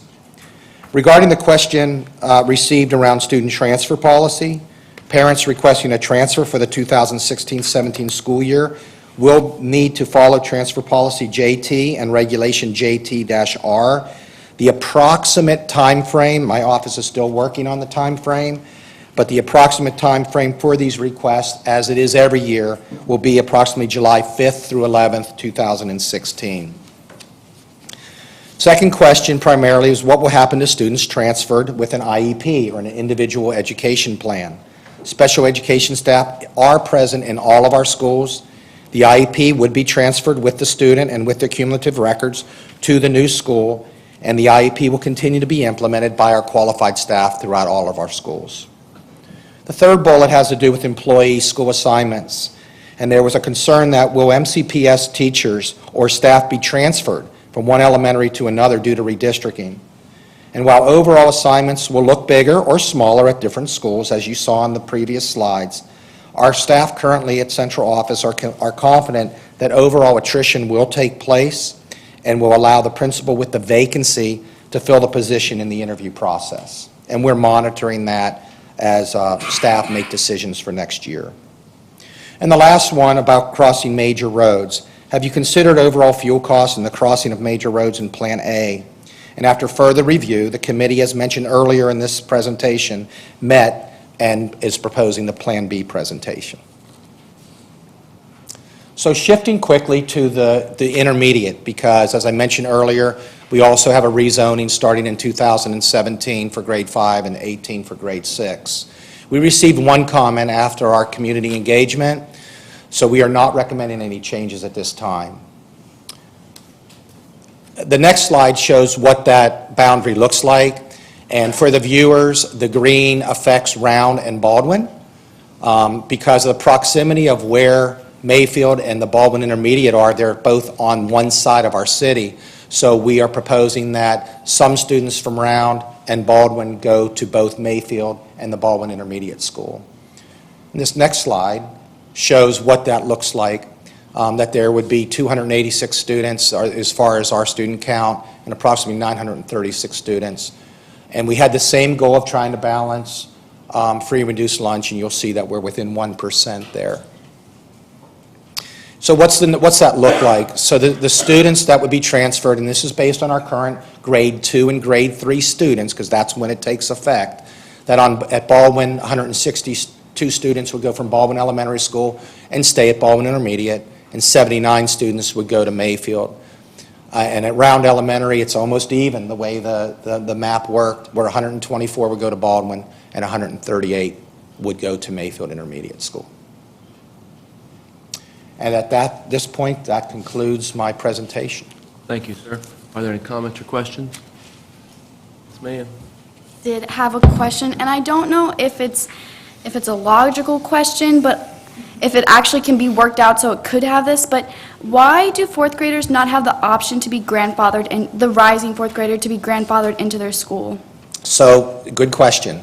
And on that slide, I believe the number was 151 students. And what would happen with our capacity is if every student was grandfathered in to stay, we would be beyond capacity. So we would not be able to accommodate that. I don't know standing here that every single parent would request that. But if they did, we would not have that. Now, the transfer policy will be looking at that. And if there are students from one school that are requesting that transfer and others, we'll be looking at to see if there is I guess for lack of a better word, a switch to try to make that work and try to accommodate as many students as we possibly can. So, do they have the option to be grandfathered in? At this time, no. We are still recommending that we follow the transfer policy of JT-R because of the overcapacity issue. Well, I would like for the students to have that option. As a student who I went all 5 years through an elementary school, and the fourth grade year, of course, is the biggest year because you've been there for all 4 years. It was like the big deal. You're the top dog of the school. It's like you're a senior. I mean, of course you're not, but that's what it feels like. It's like you're the big kids, and everybody looks up to you. And I personally, I was an SEA officer, and I was in chorus, and I was in the talent show, and it was all so exciting for me. And if I had to move schools, I wouldn't have that option. So I want them to have that option. I don't know if it's possible, like I said, because there's the transfer, but I wish they would have that option. Faith was one of my past students at Baldwin, and she has really grown Oh, to no, a I fine went to- young lady. Thank you. Ms. Spesky? Mr. Chair, thank you. Ms. Trapp, I just want to say thank you for bringing the Plan B proposal forward. I attended both of the community engagement meetings at Mayfield, and it appears that from what we received in letters to us, as well as what was said there, that a lot of the concerns that were global were affecting large groups of students, which is truly what we have to look at, were taken into consideration in this Plan B. And as always, as we've said many times tonight, the community input is so important in everything that we do. So thank you to your staff for taking that direction and considering those requests and making the needed changes. Thank you, but it's a team effort, and our parents involved were very instrumental in that. Mr. F., thank you to you, staff. What Mrs. Zabesky just said, certainly Plan B addresses a lot of the comments we talked about, specifically gets at the goals we talked about of keeping neighborhoods together, improving transportation efficiency, which is not only, as you mentioned, left turns, but crossing major roads and safety. I wonder if you could address one of the goals also, which was future growth, because you really didn't get there. Yeah, Certainly, sure. we're here today because we don't grow uniformly. As regentrification in communities and neighborhoods change, the populations change. Yeah, excellent question. And through the study of Citygate, they did enrollment projections for Manassas City through 2030. And last year, we had an increase of 3.5%. So we're doing all this on the moderate, because they gave a below-average projection, a moderate, and a high projection, and that is showing that growth will continue in the city. And we need to be prepared for that, and that lends to the 2020 idea of the Jenny Dean due to the growth. Hope I answered your question. My other question, more of an observation, and I'll try to wrap it up or summarize it, which is dangerous when I do that. We still have about 1 in 5 students affected. We heard from 2 distinct areas of people and populations and parents that weren't. Would it be fair to characterize the large number of students affected? There's the swath that kind of went up 28 all the way to Liberia of kids that were driving all the way across the city to go over to Dean. Is that probably it's a high-density area where most of the kids are, and people are happy their kids aren't going to be spending 20 minutes on a bus and waiting for trains and whatever? That would be correct, especially down 28. In one particular area, there's about 107 elementary students that are currently going to Dean. So that number you'll see with Weems is going to Weems because we were turning that bus around to come to Dean. That's one example. But that would be very accurate. Thank you, sir. Thank you, Mr. Apt. All the work that was done, and I think we did have a lot of concerns about that one area that seemed to be justified and fixed. But I don't think we had a lot of concerns about the other ones, like Mr. Albrecht said, because the job was done so well, and it seems so obvious when you look at the blocks of where these school kids are going now. That's where they should be going. And so there weren't a whole lot of concerns that way, and I think mostly because of the work that you all did. Thank you very much. Thank you. And you can stay right there. I will. Sir. Mr. Abt mentioned this. Could we address next steps for the community if this is where we are and where it's going? Sure. So there will be public input on, I should have put that on the slide, I apologize, but I believe it's March 29th is a school board meeting, and there is a public comment at the beginning of the board meeting, I believe it's the 29th, and that's for pre-K4, and then there's a special meeting on did I say May? March the 30th, the following day. That is a special meeting here in this room as well for grades 5, 6 for public input on the redistricting of 5, 6. And then on April 12th, my staff is prepared to come to the school board for approval of redistricting. Purpose of that is so we can identify, we have them identified currently, but to get that information out to the families affected, to have open houses at all 5 elementary schools. That was a big request from our parents on the committee is, I love my school, but I'd like to get a chance to go into the other school and meet administration, and we're prepared to do that once after it's finalized. Thank you. We'll move on to Met's discipline and safety presentation, sir. Okay. At this time, the principal of Metz Middle School, Mrs. Kim Buckheit, will provide a presentation on student safety, discipline, and learning at Metz Middle School. Thank you.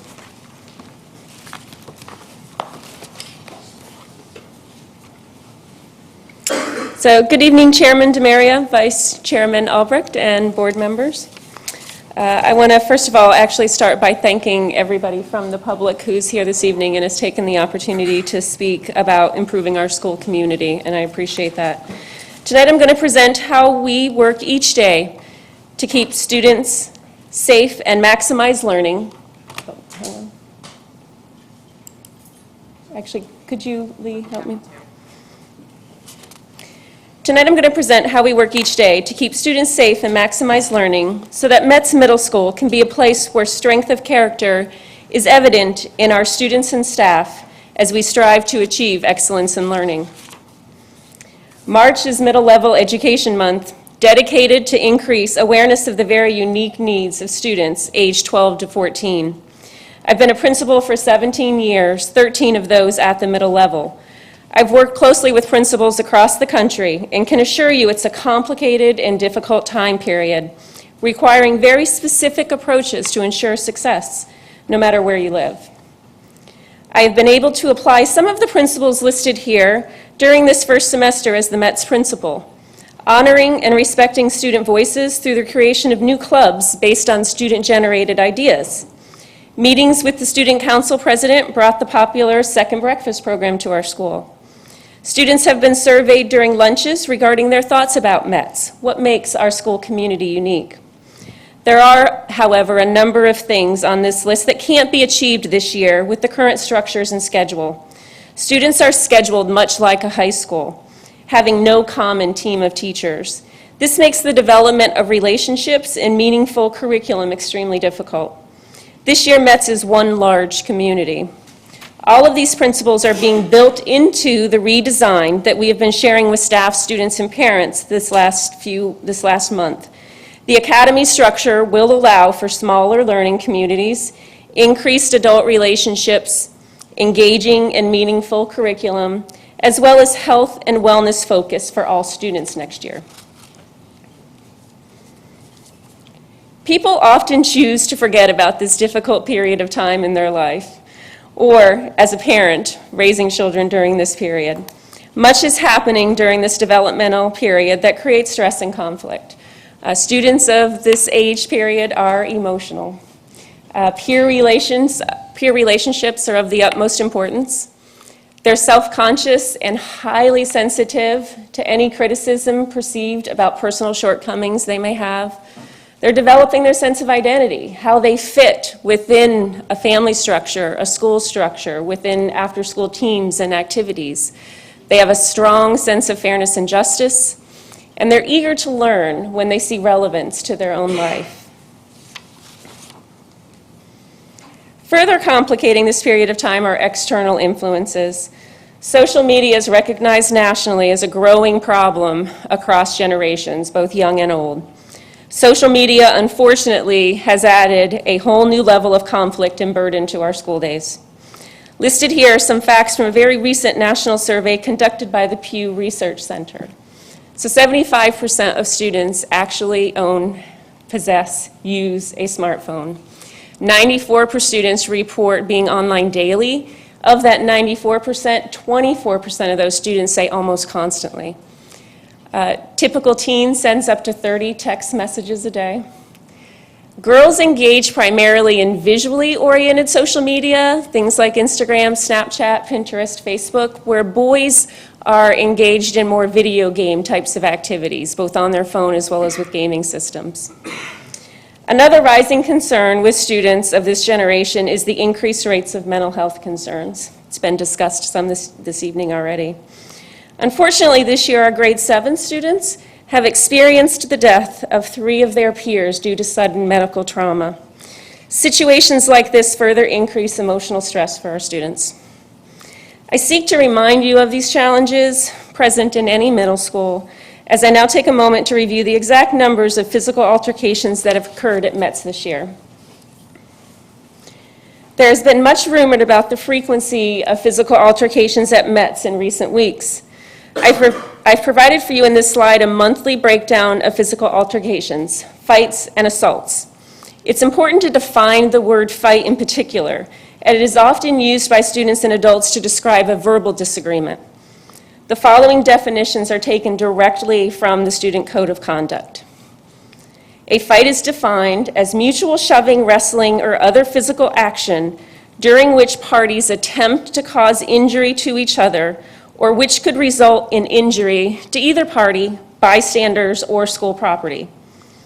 An assault is defined as the willful initiation of physical violence toward a person not seeking or attempting to avoid a physical confrontation. Not one of these altercations is acceptable within our school. Administrators intervene with these students along a range of consequences, from multiple day suspensions to recommendations to the superintendent for alternative placement or expulsion. You can clearly see from the numbers that physical altercations are not a daily occurrence at METS. Unfortunately, the repetitive viewing of videos taken of these events and discussions about them may give individuals the feeling that it is ongoing. Teaching students to talk out their differences is the hallmark of any school at any grade level. We continue to reinforce with students the importance of resolving conflict peacefully as they prepare for adulthood and the workplace. This information relates to the effectiveness of the consequence currently being used by administration. The vast majority of our students, 29 of the 31, do not repeat the behavior. Each student returning from a suspension participates with their parent in a readmission conference led by our school counselors with an administrator attending. These have been productive conversations about alternative strategies for students. 97% of our students have not been involved in a physical altercation. As a principal, I'm always planning for the future and working with students and staff to look forward, whether that is curriculum, preparing an assessment, planning classes for next year. All these are examples of proactive practices that allow for successful operation of the organization. At the same time, I must respond to immediate and unexpected events, like last week's limited lockdown due to the unsafe community situation, or the physical altercations that occurred 2 weeks ago. Reactive practices would be those happening in response to a specific event or pattern of events. All of the following practices have been planned and developed as a means of building a middle-level community that aligns with those sound principles discussed earlier on my initial slide. Positive Behavior Interventions and Supports, PBIS, is a programmatic approach with the intent of preventing student misconduct by addressing the climate of a school, establishing clear, appropriate, and consistent expectation and consequences for student behavior, and finally, to apply discipline policies in a fair and equitable manner. PBIS is currently in year 1 of implementation within all of our schools. Planning and training in preparation for this implementation year took place last year with staff. The development and implementation of our school counseling plan, our school counselors and administrators conducting those admission hearings, those readmission meetings with students. Counselors provide students ongoing guidance. Anti-bully classroom lessons have occurred. Small and large group have been happening all year. Individual student guidance is an option for every student, and parent-student counseling support is always an option as well for those in need. Counselors work collaboratively with our therapeutic day treatment counselors and administrators to assist families and students who are in need. Individual student safety plans are developed by school counselors as needed. The student safety plans are part of the expectation within the student code of conduct related to bullying infractions. Grade 7 students coming to METS have had little prior freedom as it relates to use of lockers and independent movement in the hallways. We've had to teach them the responsibility of this freedom using defined procedures for students. There are defined locker use times. Cell phone storage in their locker is an expectation, and how to transition from one class to another. Staff responsibilities include supervising hallway transitions, as well as assigned supervision times and locations throughout the day. Our school resource officer and student support officer provide daily supervision and support for students. Our video surveillance system underwent a major upgrade in the last few months, from 28 cameras to 110 cameras. The old cameras remained operational while the new system was being installed. The METS leadership team and staff have been doing extensive planning to return to middle-level practices next year. The daily schedule and restructure will provide the opportunity for us to capitalize upon those principles that were listed previously. The following measures have been taken in response to incidents that have occurred with students this year, as I and my leadership team, who are present here today, and I appreciate that, review the data and make observations. I met with all students again last week to discuss the need for them to focus on learning as it impacts their future. Also discussed was the responsibility they have to themselves as well as the school community. A third TDT counselor has been added. Teachers were given an additional supervision responsibility, taking 15 minutes from their planning time so that we could increase hallway supervision during a transition that occurs for just a third of the school. They are in the hallway before, during, and after this transition. A disciplinary probation contract has been developed for use with our Tier 3 high-need students. Arrangements have been made for students to participate in the NetSmart social media workshop on March 16th and 17th. The workshop will be conducted by Special Agent Joan Hoback, Secret Service Liaison to the National Center for Missing and Exploited Children. S.A. Hoback will also be conducting a similar workshop for parents on March 14th at 5 o'clock. Our counselors have increased group sessions to meet the needs of more students.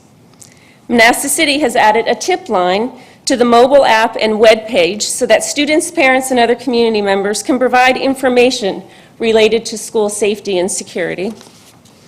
And finally, the addition of a part-time SRO, school resource officer, to work between Metz and Mayfield is currently in progress. I want to close by making it clear to everyone that the students at Metz Middle School, and some were here tonight, I think, and spoke very eloquently, are wonderful young adults. They have big hopes and dreams for the future. They are eager to talk with their friends, learn about new things that intrigue them, and imagine life as an independent adult. Over 300 of our students have made honors or principal's honors, both the first and second quarters. Our band just received an almost flawless superior rating at their state assessment last week. We have student athletes excelling on the field of play in both skill and sportsmanship. I'm proud to be the principal of Metz Middle School, where strength of character is evident in our students and staff as we strive to achieve excellence in learning. Thank you. Thank you. Are there any questions or comments?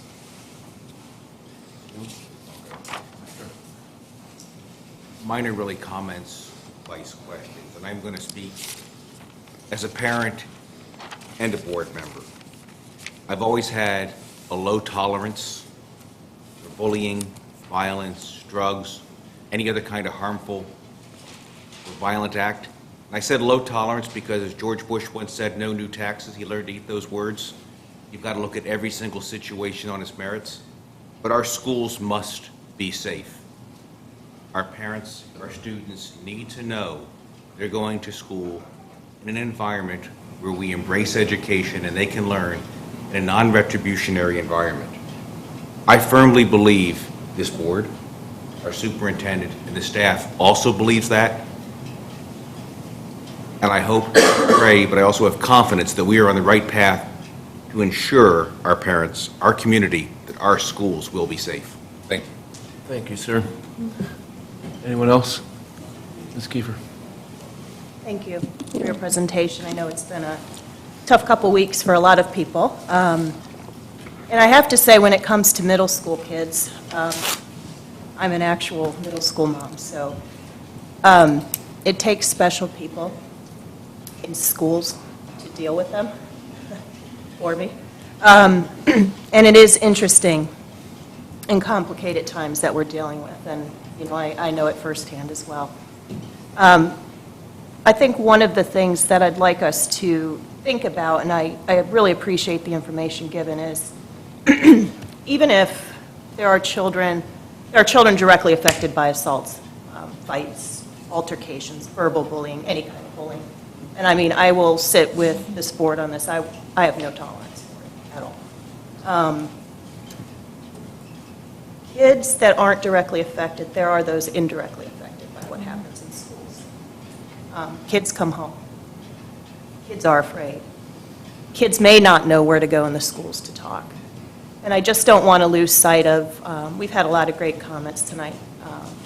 I don't want to lose sight of those kids in addition to the ones that are directly affected in bad ways. I also say that as a parent, making sure that the communication around the sessions and the time frames that they're offered to parents who do want to be involved and who do want to know what's going on, that there are times that are realistic for them to make as much as possible. I know it's a challenge to get everybody there, but the communication and all of this, to the degree that we can do it, I appreciate that we're going to be trying. So I appreciate that we're looking at all kids.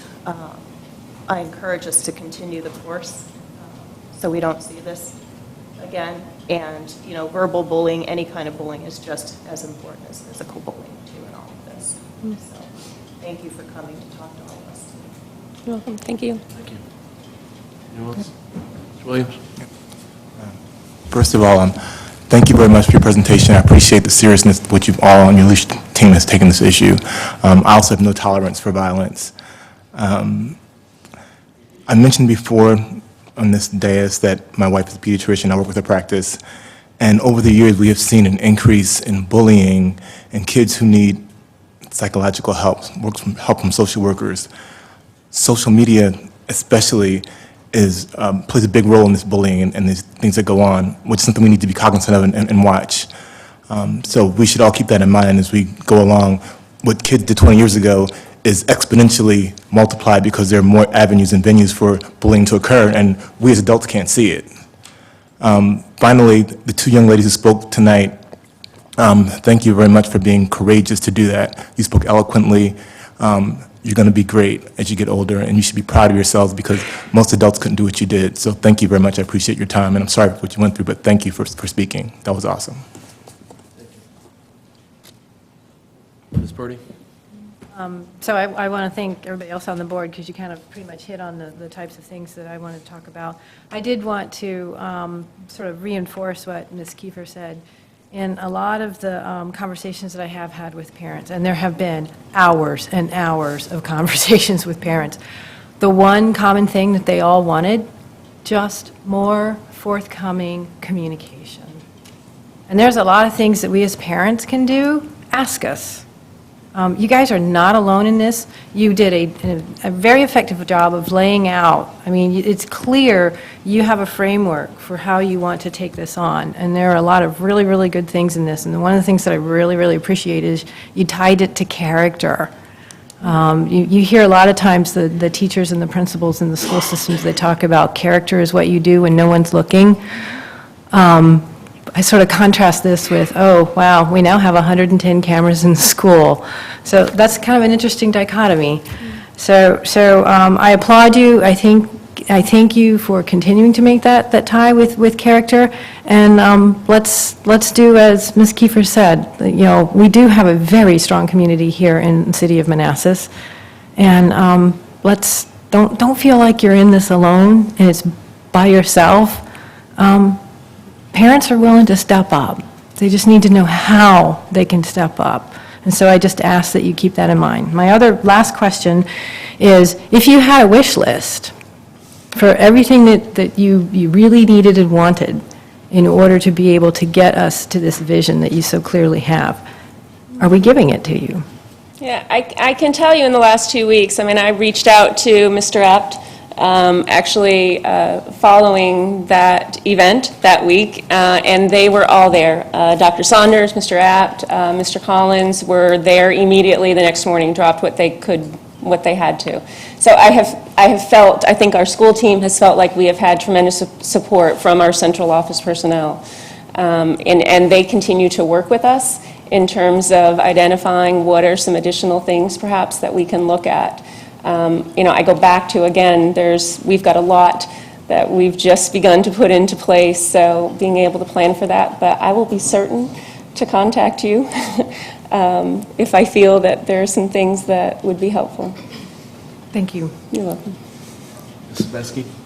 Thank you, Mr. Chair, and thank you, Ms. Buckheit, for sharing all of this information with us. As has been said here multiple times tonight, safety of our students and our staff is of our utmost concern and need. And so I appreciate both your predominant proactive and the reactiveness that you've needed to do some of these things. You know, even in the recent incidences with Georgetown South and the things that you all were very, very able to quickly institute to keep our students and staff safe indicates your strong desire to want to keep every student safe in that building and for every student to feel safe while they're there. It's important to their learning experience, and I appreciate your coming here tonight.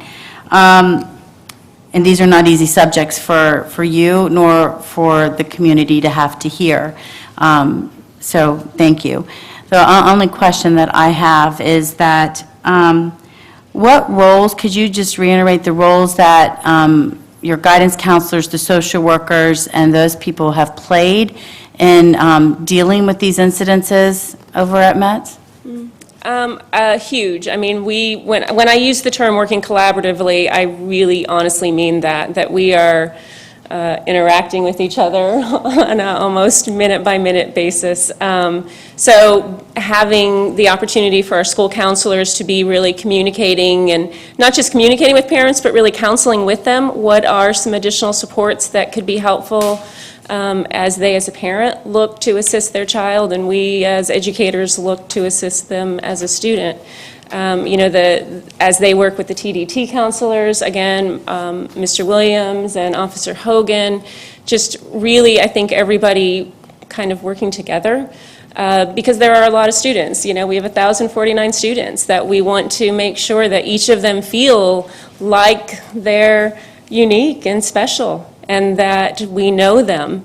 So it takes all of us, having those interactions in the hallway and checking to say, are you okay today, Mr. DeMaria? You look a little sad.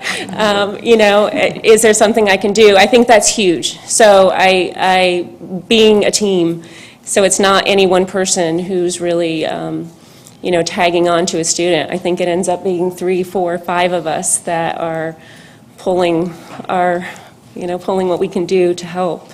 Because again, middle school is difficult, so there are times where we need to support each other. If we feel frustrated with the situation, to have somebody else step in and say, you're doing the right thing, let's keep going, we're on the right track.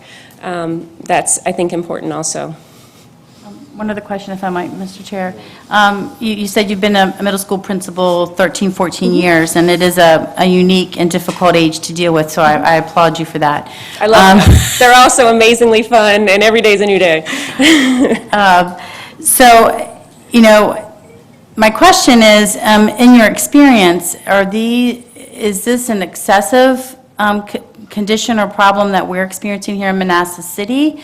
Not that it still doesn't matter, because one incident's a problem as far as I'm concerned, but I just am curious as to what's going on nationally, because my experience is here. Yep, and I do feel that I can speak to that somewhat. Again, the last 2 years, both being recognized as a National Distinguished Principal and a Breakthrough School Principal, allowed me to travel and work with principals across the country, Pasadena to Washington State, everywhere. And we share. One of the best experiences of that for me as a professional was being able to spend the week with these other administrators and talking about what do we share in terms of similarities. So, that principal in Pasadena I'm going to tell you, and that's where I go to like the social media and mental health. Those are problems that this generation of children are dealing with across our country. It's not a unique situation. The problems may be somewhat different. And one of the things that I share with my staff is, in the New England area, to be honest, drugs is a larger problem. At this point in time, probably in my year, if I were at Troy Howard still, I would have had probably 10 different drug-related infractions of trafficking or usage or under the influence kind of stuff. So amazingly and wonderfully, that hasn't been anything that I've experienced at Metz. I was just knocking wood. I know, I'm sorry, thank you. But so, again, I think and that's where, when you go to the 13 and 14-year-old, when you go to that middle-level student who's trying to find their way and become more adult-like, when they don't always make good choices as adults still at that age, they don't always make good choices. And I've always thought of it from as an administrator that you're teaching. I'm teaching kids about how to make better choices, or what are some strategies that can be used instead of, in this instance, violence, physically harming another person. So it doesn't excuse anything, but it definitely is a national we've got a national crisis, and I think if you talk to a lot of mental health professionals, they would share their concern as well. Thank you very much. Thank you. As long as nobody was going to speak, and then everybody spoke, thank you for putting this together. Thank you for everything you do, and thank you for your staff who came out tonight. And we have a really early morning, remember. Yeah, we're there at like 6:30. Don't even talk to me about it. Wrong guy, sweetheart. Okay, all right. lost my train of thought. I'm sorry. But y'all, thank you very much for being here. I know how hard you're working to make it right over there, and to be here to support this. It's really important to me, and I'm sure to the rest of the board, just to see your lovely faces, and that you care about our kids and about our school, and about your principal. We appreciate you being here. Thank you, ma'am. Thank you. Student Services Plan. Mr. Apt again, I assume, to start? Yes, Dr. Rebecca Stone, Director of Special Education, will now provide a presentation on current student service providers in Manassas City Public Schools and plans moving forward for the 2016-17 school year. Dr. Stone.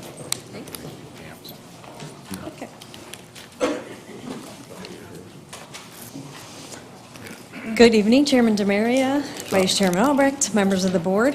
I'm here before you this evening to talk about our student service providers in Manassas City. The plan presented tonight details the student services available in each of our schools K-12 currently and moving forward. This slide shares some presentations that have informed our work this school year. As a little bit of background, during the 14-15 school year, Dr. McGuirk formed the Safe Schools Advisory Council with representatives from our staff, parents, the Manassas City Police Department, Novant Health, National Counseling Group, Crossroads Counseling Group, and other community agencies to focus specifically on student safety and mental health concerns. In order for the committee to assess our work as a school system in these areas, they needed to explore our current processes, procedures, and student service. So they began this year in August hearing presentations by all our current service providers, school counselors, school social workers, school psychologists. We will be hearing from our school resource officers, our student assistance program coordinator, and the therapeutic day treatment counselors.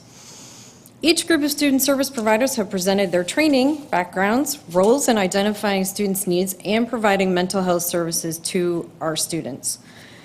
One thing to note is the SOQ and Virginia Code were referred to this evening. They read that each local school board shall provide those support services that are necessary, or in the Virginia Code, the student services personnel as defined in the standards of quality shall be available as necessary to promote academic achievement and provide support services to the school. There was a conversation with the VDOE, Virginia Department of Education, the department that regulates our standards of quality, as well as the Department of Special Education, to determine whether or not we are required by the Virginia Code or special education regulations to have social workers in our school system. Both departments at the Virginia Department of Education do not require social workers to be a part of your school division. While they do recognize the support they provide to students, it is not a requirement. So the student services plan focused on school counselors' provision of services to students was presented also to the board in November of 2015, which was another piece of the information gathered. And also our budget process, in which all departments present their budget needs that support student success, and we continue to hear, especially from our elementary levels, how much they need additional service providers. One thing to note in the budget process is our Medicaid billing process is currently run by Sandy Thompson. We do utilize this process for all services that would be cost-effective, meaning spending the time to actually go through the processing to receive the funds. Our related services in special education and transportation are primarily the services that are billed at this time. So we are tasked with providing student services that appropriately meet the increasing behavioral and mental health needs of our student population. So the processes discussed on the previous slide brought to light some challenges in providing the student service. So first, we currently have a very high student-to-school counselor ratio, especially at our elementary levels. You will see that noted in the slides to come.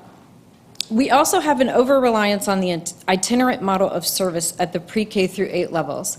The itinerant model of service, typically our school psychologists, interns, and our social workers are required to meet the needs of multiple schools. So while they may be based in a middle school or an intermediate school, they also serve 1 or 2 elementary schools as well. This makes it difficult for consistent service and difficult for them to be a part of that school community.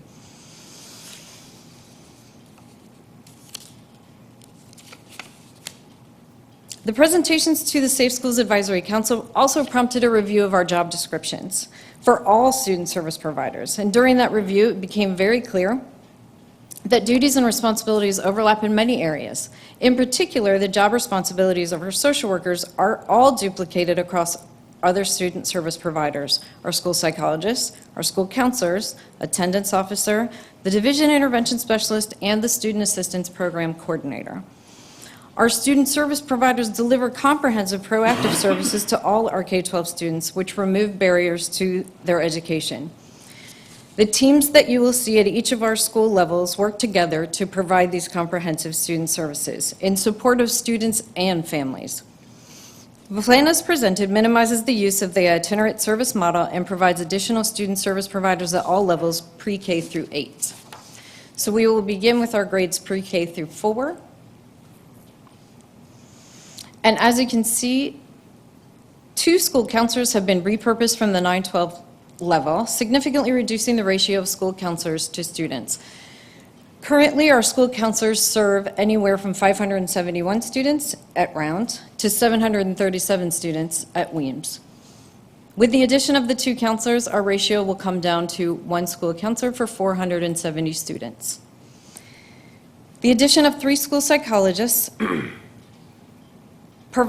are added as they provide skills and expertise to address rising behavioral and mental health needs. This would include counseling, intervention planning, as well as assessment.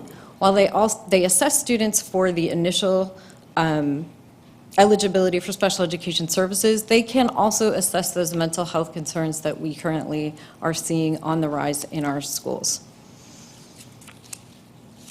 One additional service provider you will note at this level is an itinerant attendance officer. The attendance officer will be responsible for taking students with chronic attendance concerns to court, which is currently handled by our itinerant social workers. However, in addition, one of their primary responsibilities will be working with families to develop attendance contracts, which is currently a function of the school counselors at this level, allowing our counselors additional time to provide more service to students. Our therapeutic day treatment counselors are currently provided through National Counseling Group and Crossroads Counseling. These services were agreed upon in a memorandum of understanding, and counselors provide comprehensive services both at school and in the home to students who qualify through the processes required by these outside agencies. This is a needs-based service that's provided to our schools, so as we have increasing students who qualify for the service, those agencies will provide additional counselors to our school. And I know we currently have approximately 20, but as our needs increase, we have added counselors this year. We also have 1 school nurse per school who provides a variety of service to our students and families. They address not only the health needs, but they often are a part of addressing the social emotional needs as well. Grades 5 through 8. At the 5 through 8 level, the school counselor to student ratio remains the same, so we did not add any counselors. The additional school psychologist allows 1 full-time school psychologist dedicated to each building. That will be the community they become a part of. Again, there is the itinerant attendance officer at this level, responsible for taking students with chronic attendance concerns to court, but again, working with those families to develop those attendance contracts, taking that off of the counselor's plate so they can provide more service to students. TDT counselors, the therapeutic day treatment, and our 2 school nurses remain the same. There are no changes in services there. At the 5, 8, and 9, 12 levels, there are additional student service providers primarily focused on student safety. We have 2 school safety officers, one at Mayfield and one at Metz, who provide daily supervision services to ensure a safe environment for students. They typically take on the responsibilities of monitoring the hallways, bathrooms, cafeteria as needed. We also have a memorandum of understanding with the Manassas City Police Department, which provides school resource officers who are currently based at Metz and Osborne High School. While they are based primarily at these schools, they are available when requested to all of our Manassas City public schools. Next year, we have already begun the process of adding another part-time SRO who will serve 1 day at Metz and 3 days at Mayfield. At the 9-12 level, 2 counselors have been repurposed to the elementary level. However, as you can see, based on the ratios, our student-to-school counselor ratio remains in line with our pre-K-8 ratios. And in actuality, our elementary counselors will still continue to serve approximately 120 students, more than our high school counselors, but we know that needs increase. There will be 2 school psychologists available to provide full-time service to our students. The remaining service providers listed here are currently in place at Osborne High School and will remain in place for the upcoming school year. The TDT counselors, the attendance officers, the school nurses, we are increasing from 1.8 to 2 full-time school nurses, the 3 school safety officers, and 1 school resource officer. It is important to note that at times, our students and families also need services beyond the school setting. All of our service providers can provide short-term solutions, including counseling, home visits to determine family needs, referrals to appropriate community agencies and services, as well as referral to our division student service providers. It is important to note that our school counselors work very hard to provide clothing, they provide resource fairs, they provide food drives, they work towards all of those basic needs that families and students need. At the division level, we do have 3 student service providers that we probably haven't talked a whole lot about in the past. These folks work in tandem with our schools to ensure student and family needs are met. First is our division intervention specialist. This position provides family outreach services to include home visits, home-based counseling, and family support. This position also works as our homeless liaison, monitors attendance to identify students who may require additional services, and coordinates services for our at-risk teenage parents, and when needed, works with families who are referred to community agencies by providing support to understand the referral process and associated paperwork, as well as arranging transportation to and from appointments when needed. Our Student Assistance Program Coordinator works with schools to ensure appropriate discipline processes and procedures are in place to include our division-wide implementation of PBIS, our Positive Behavior Intervention and Supports. The position also provides and coordinates substance abuse risk assessments, threat assessments that determine student needs, and they coordinate services by community agencies that provide support to students and families dealing with substance abuse and mental health concerns. We also have an early learning school community counselor who provides support to our pre-K program through early learning family outreach that includes a multitude of home visits. It provides small group and individual counseling services and engages our community in preparing children for entry to school. The restructuring of our student service providers for the 16-17 school year is intended to enhance the delivery of comprehensive services leading to students who are physically, emotionally, and socially healthy, safe and secure, academically supported, and college and career ready. Thank you. Thank you, ma'am. Any comments or questions? Ma'am is Maddox. Thank you. I wanted to address the 2 counselors being removed from, the guidance counselors being removed from Osborne. I met with my counselor, who I love, because I met with him when we go over our classes that we're registering for next year, which we do every year, just so every student, it's like they're made aware of just what's going on, and the counselor, we build a relationship. And I've had my counselor for the last 3 years, and I'm a junior, and I was looking forward to having him next year because there's a lot that goes on for senior year when applying for college or career readiness. And when we ended, I have 1 class that's not necessarily on, the registration, and he was like, I just want to make sure you have it very specific because I may not be your counselor next year. And that was very upsetting to me because this is a counselor I've had 3 years to build a relationship with, and I might not have him next year. And I think this is a situation similar to the one I talked about, the 4th graders, where seniors should be grandfathered in and have the same counselors they've had, again, because they had the chance to build a relationship with. And I understand that we need more counselors in the lower levels, but just I wouldn't want to see seniors who have a relationship with their counselors lose it. Maybe he just said that he may not be my counselor next year, and I understand that all their positions are going to be rearranged, but I just would like to see that I have someone who I've had a relationship with, because relationships move mountains, because if you don't know somebody, you're not comfortable going to them to talk about issues, so I like that to be kind of... You make an excellent point. Thank you. Anyone else? Ms. Purdy? Yeah. So at the work session, when we were over at central office, I talked about, can we look at a gentle attrition from the current workforce makeup today to where you guys are going? I mean, if we were starting from scratch, everything that you've laid out and presented makes a lot of sense. But as you just heard, at the end of the day, it's our kids, it's the students. And, you know, relationships matter. I mean, Absolutely. next to parents, the most influential people in a child's life are usually the people they see in their schools. So we haven't seen anything about, you know, here's how we can more gently transition from where we are today to where it is being recommended.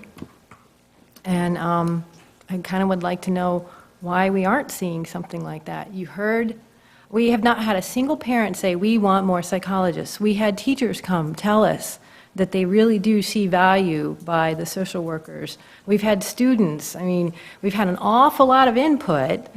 And so I'd kind of like to see, and it doesn't have to be tonight, you know, what's the rush? Okay? At this point, it's up to this board.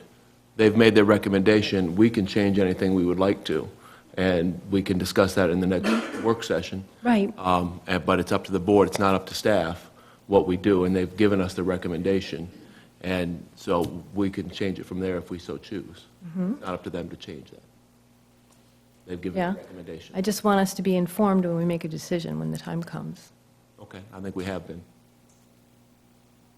Is there any other questions? I haven't seen anything other than, here's what we are today, here's what we want to be next year. Okay. Did I miss it? No, I don't know that anybody else has asked for that, though. Okay. Okay. Ms. Spesky? Thank you, Mr. Chair. As you won't be shocked, I have several questions. So, starting with something very simple, how many divisions across the state are you aware of that do not have social workers as part of their makeup in our schools, in their schools? I do not know the specific number. I know our neighboring school system does not have social workers, and they use their division intervention specialists to provide those services. Okay. Can social workers access or assess students for mental health problems to refer them out to the community, or does that provide a certain skill set that is defined in a different way? Our psychologists would be the ones who provided the assessment. Our social workers can certainly do that social cultural type of interviews with parents and determining needs and things of that nature. Just with I think everything that we have heard here this evening, both by people that have spoke to us, as well as the presentations, there's a growing need of mental health amongst students, younger people in our community, and assessing that at all levels at a greater need is what I got from some of those things. So I'm just still struggling with trying to figure out different roles for different people. The next question I had is that, actually, in reference to something from earlier even, we have had a guidance plan put before us that is, I'm assuming, already been implemented some this year. As I understood it from that plan, there were supposed to be support groups for varying needs at all levels in our school division, run by our guidance counselors. But what was told to us earlier is those groups are being run by the social workers. So is our guidance counselors doing that, or the social workers doing it? Whose role is it? Our guidance counselors are providing those groups, and we do have our data to support that in the groups that are happening in each levels of the school system. Our social workers appear to be providing additional counseling groups. I will have to meet with principals to determine how that is decided. So the division has not been made aware of the social workers putting groups together, meeting with children. Is that correct? No.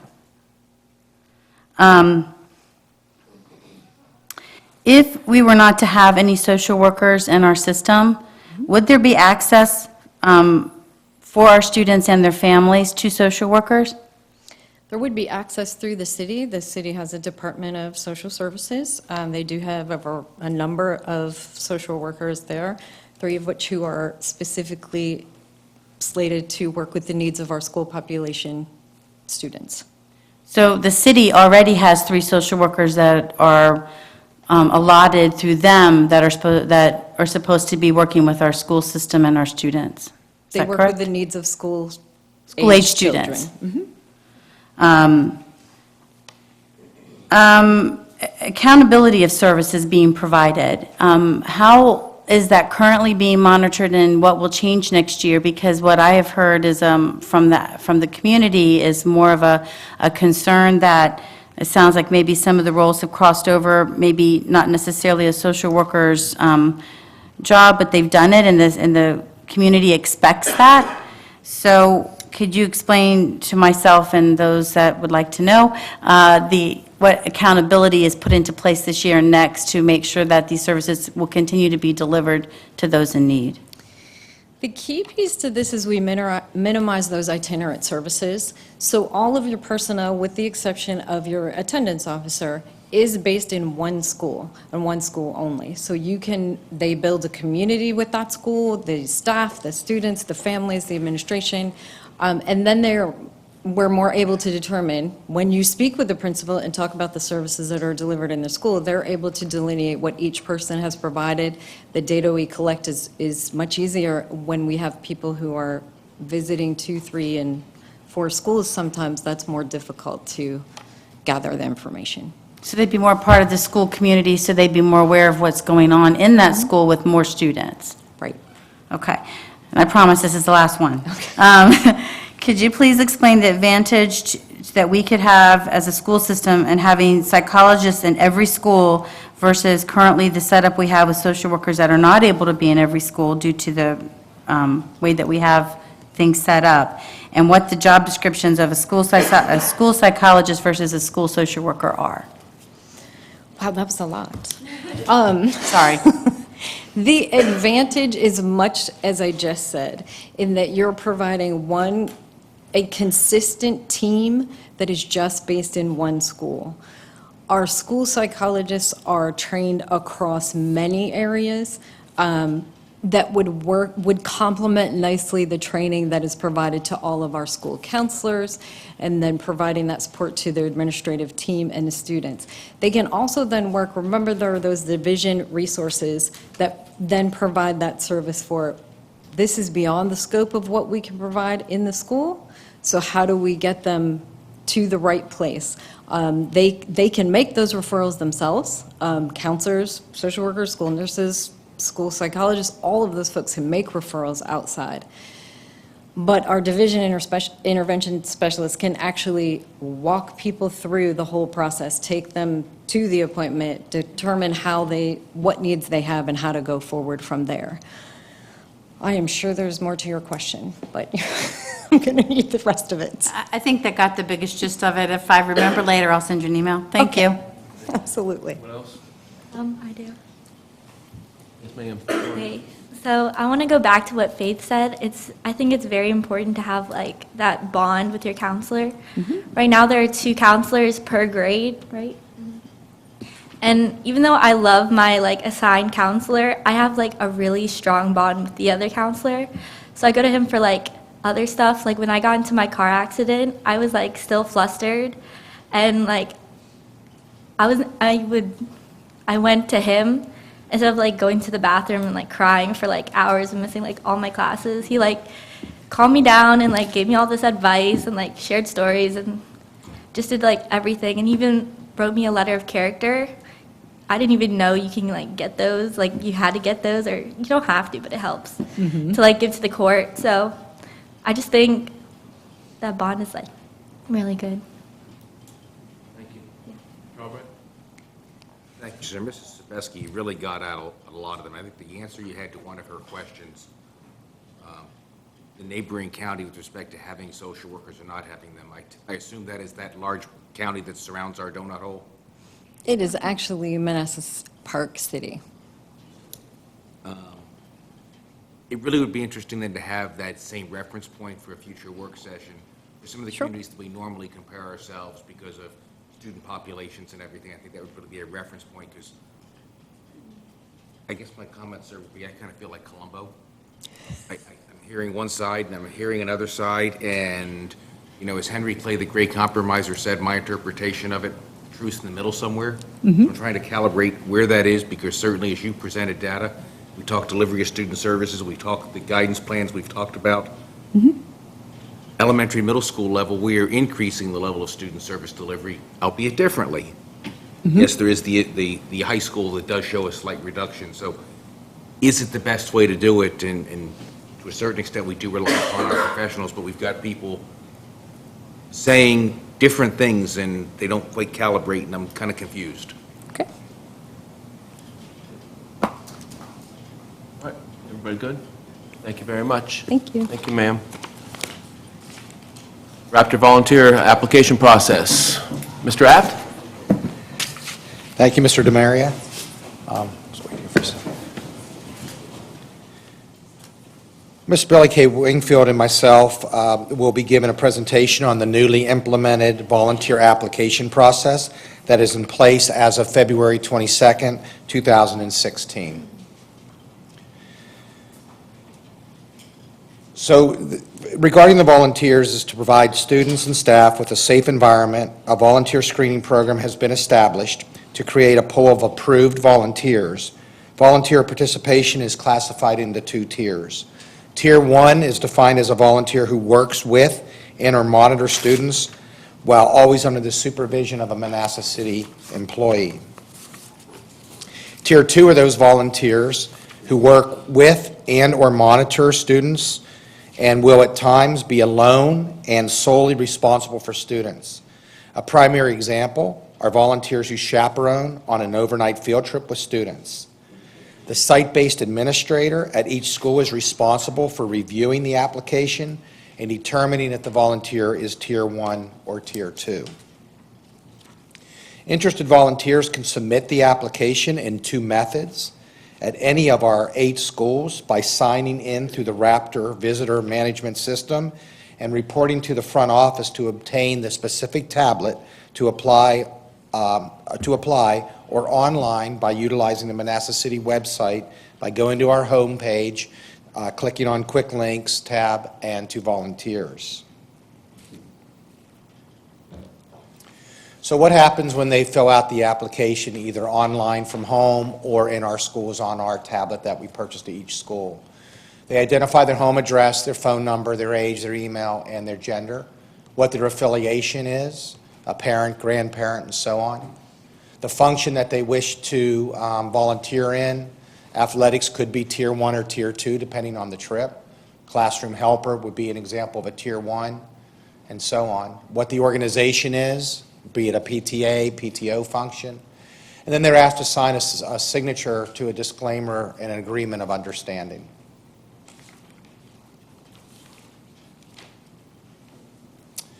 So a background check on Tier 1, the volunteer can apply, as I mentioned, at school or online.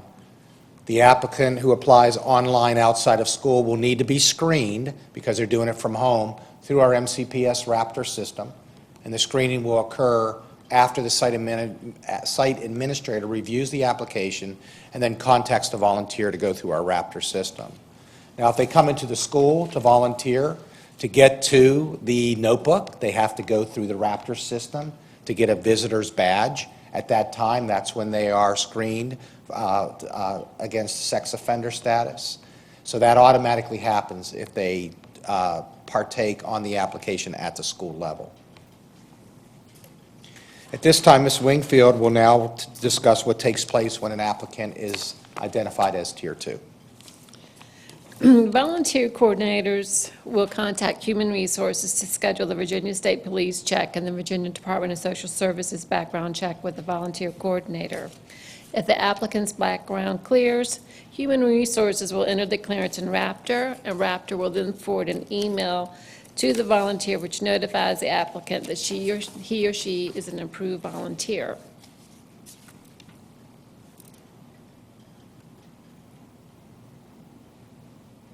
Applicants will not be approved to volunteer if they are a registered sex offender, have a felony conviction, or at the discretion of the superintendent or designee, a conviction that would not be conducive as it relates to the volunteer's duties.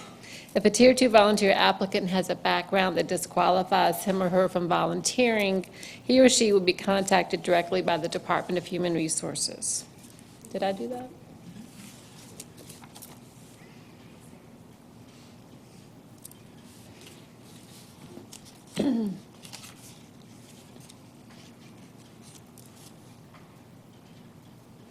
You can go to the next.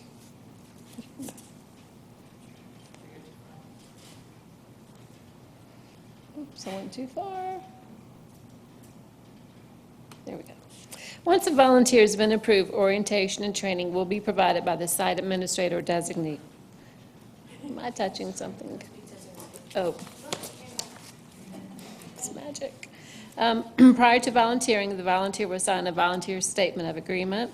The volunteer agrees to respect confidentiality of students, families, staff, and the organization. Be discreet in any verbal communication by not discussing family, staff, or students in front of others. Report child safety concerns to administration. Make reasonable efforts to ensure students are protected from harassment or discrimination. Not harass or discriminate against any student, staff, volunteers, and to refrain from using social media to communicate school business or activities, which includes videotaping events, taking and/or posting pictures of students and staff to websites for social networking, and so on. This concludes our presentation. Did you have any questions? Mr. Albrecht? A couple of questions. So Tier 1, Tier 2, do you have any idea as far as how you, a guesstimate of where you think number of percentages that would be Tier 1 and Tier 2 as far as parental volunteers? 50/50? I know right now we have, I think, what did I say in our executives? It was about, was it 50 Tier 2? And Mr. App, I don't know if you know how many Tier 1 volunteers we have. Tier 1s will more than likely be much higher than Tier 2s. And Tier 2s we presently do based upon what you've currently looked at the records of, or that's it, those are new ones to be done as well? This is all new. So significant, what you're looking at is given the number of volunteers we have in the system, a significant 80/20, 90/10, whatever ratio based upon the kind of numbers you roughly said of Tier 2 to 1, 2 to Tier 1s. So as you looked at the levels, two things struck me. One, in Tier 1, you said they would always be under the supervision of a teacher Of a or a staff member member. of the thing. And kind of like, never and always those true-false tests, you always have to look at. I worry about that because what about the field trip where then the teacher decides to break into subgroups and you take A, B, and C? Sure. That they're no longer under direct supervision, so does that make it Tier 2 by definition? So it's a great question, because during our webinar with Raptor representatives, the administrators talked a lot about that.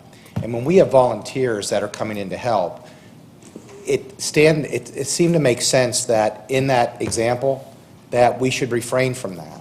So if I have 8 students and I'm a parent volunteer and Ms. Wingfield's the teacher that asked me to come, we're working together with our 16 students. So she is in direct supervision of me as a volunteer as well, stays Tier 1, opposed to move that to Tier 2 because I'm solely going wherever on that field trip without the supervision of a staff member.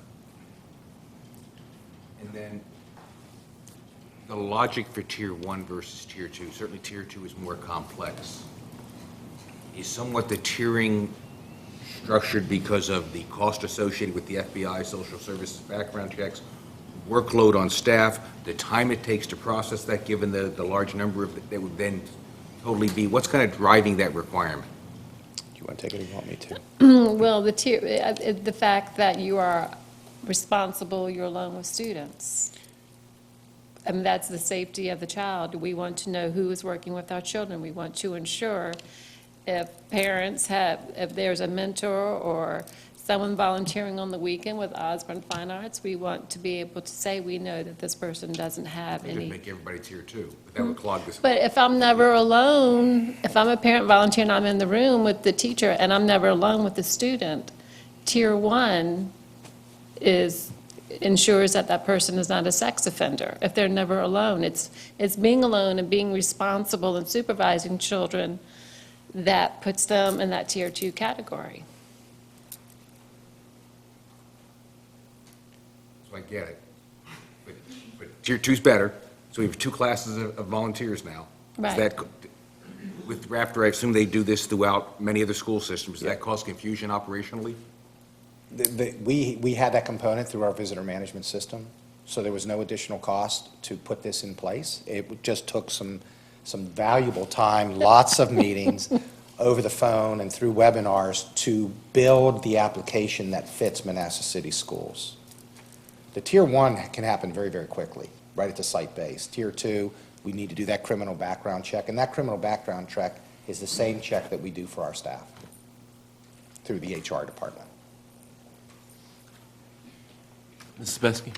Thank you, Mr. Chair. So as I understand it, the reason for the division in Tier 1 and Tier 2 is because we may have parents that, or grandparents that come into the school for an isolated event that are going to be with students. Maybe they're going on the one field trip to the pumpkin patch or something, but they very rarely come into the school or in those situations, and they are going to be supervised by staff, versus the Tier 2, which takes longer, and those people are alone, but they also tend to be in the schools and around students more often, and we are equalizing them to the same type of background check that all the other staff that has that type of access to our children have. Is that an accurate description? That's very Okay. The Rapture system was something that was a huge initiative for me when I got on this board, because we had, for a long time, had no way to know what the background was of anyone coming into our building. And at least being able to do a sex offender registry that this system offers, I feel is huge, because at least that gives us something. And also, the system offers us many other capabilities to keep our student body safe. So I wanted to start by saying that as well. This is a new initiative for us this year, getting the parents and this Tier 1, Tier 2 thing. So can you, please, I have 2 questions, actually. How are the parents being informed of this need and the training that might be involved? How are the parents being informed? Or have they already been informed in the fall when this first started getting talked about?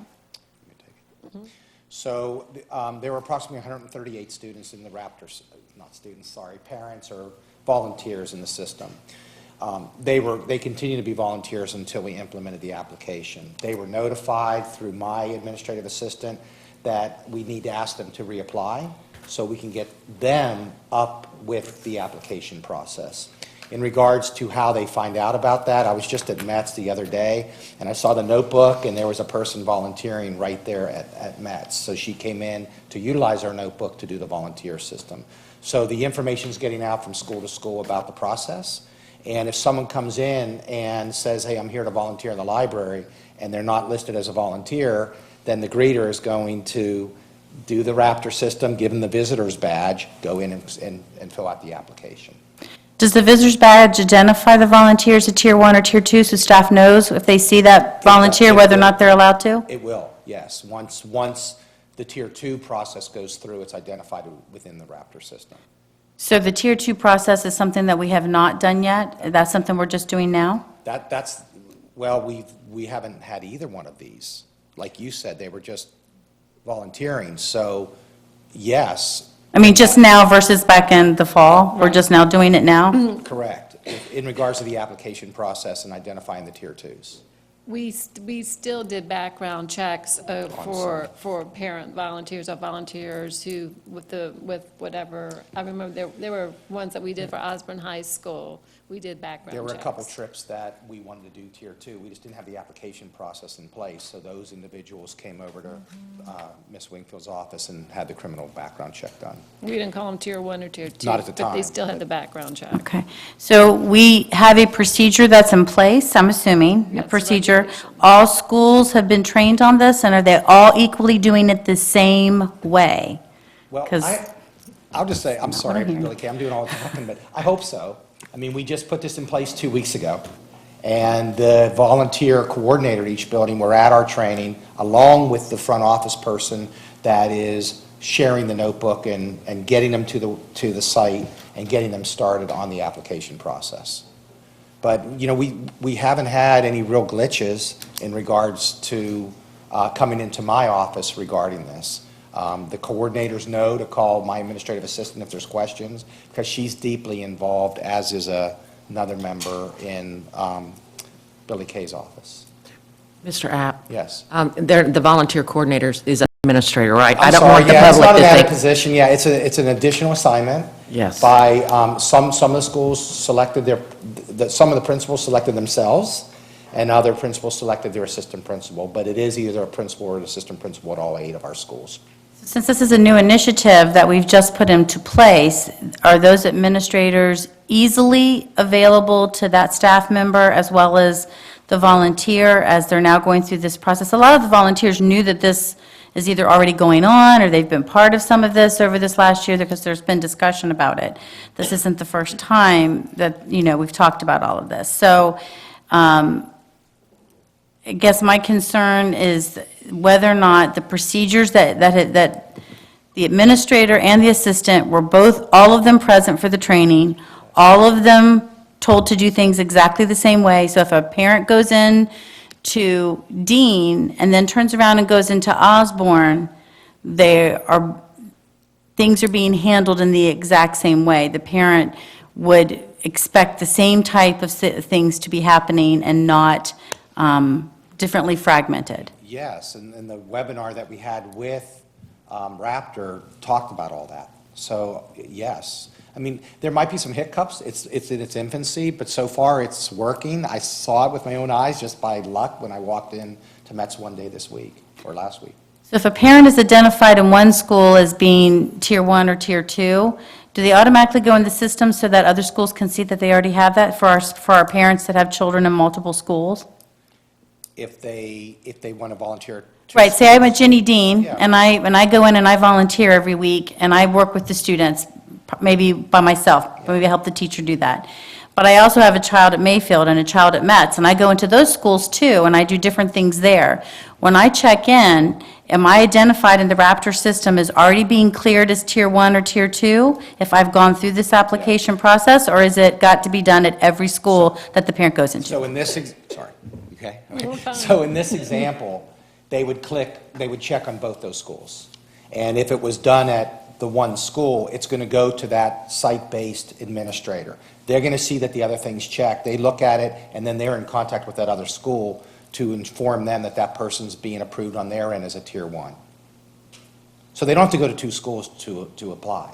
We're not going to make it more involved with the parent. They can do all 8 schools, and then wherever it's done, that site-based administrator is sharing that with the other schools. Robert? So a smart parent will check all 8 schools, because with redistricting looming and kids matriculating between Yeah. schools, they own the decision when they volunteer the first time. If they didn't check that my kid's going to be at Metz next year and I'm at Mayfield this year, I got to redo it. It's an annual, this is annual, so we do ask that they do this each year. Ms. Kiefer? Just because we don't want anyone to go home tonight. No, just a couple, hopefully quick clarifying questions. So if a parent is coming in to, say, set up tables for an event that evening, you're saying they'll walk into school, they haven't gone through the system, and they'll be asked to fill out a Tier 1 form at that point in time? Yeah. Or pop popcorn one day, or? Well, one thing it does is it logs in who our volunteers are, and if they don't go through the system, they're not documented as a volunteer on that event of popping popcorn or putting chairs So down. if they don't fill the application out that day, they can't pop popcorn? I would hope not.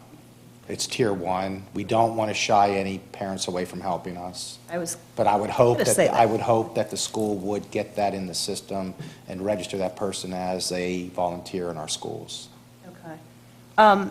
A question: when oftentimes the high school students come to events to help out for credit, are they considered Tier 1 volunteers? Do we have to go through the process with them? You said a high school student? High school students come for service hours, for example, for like a lot their of mentors. PTO or PTA events. Are they under this as well? I know- There are high school students? I think there. Community action athletes, for example, and those sorts of groups come and volunteer all the time. Well, like the mentor program at the high school, they come in with their ID already, and they come into the schools, but you got me here, because we weren't planning to put our students through the Raptor program if they're coming over to work with a student. And I guess my last question, I hope, is if a parent has, through jobs, fingerprint clearance, does that factor in, or is there still a need for Tier 2? They'll still need to come in? Yes, ma'am. Anyone else? Thank you.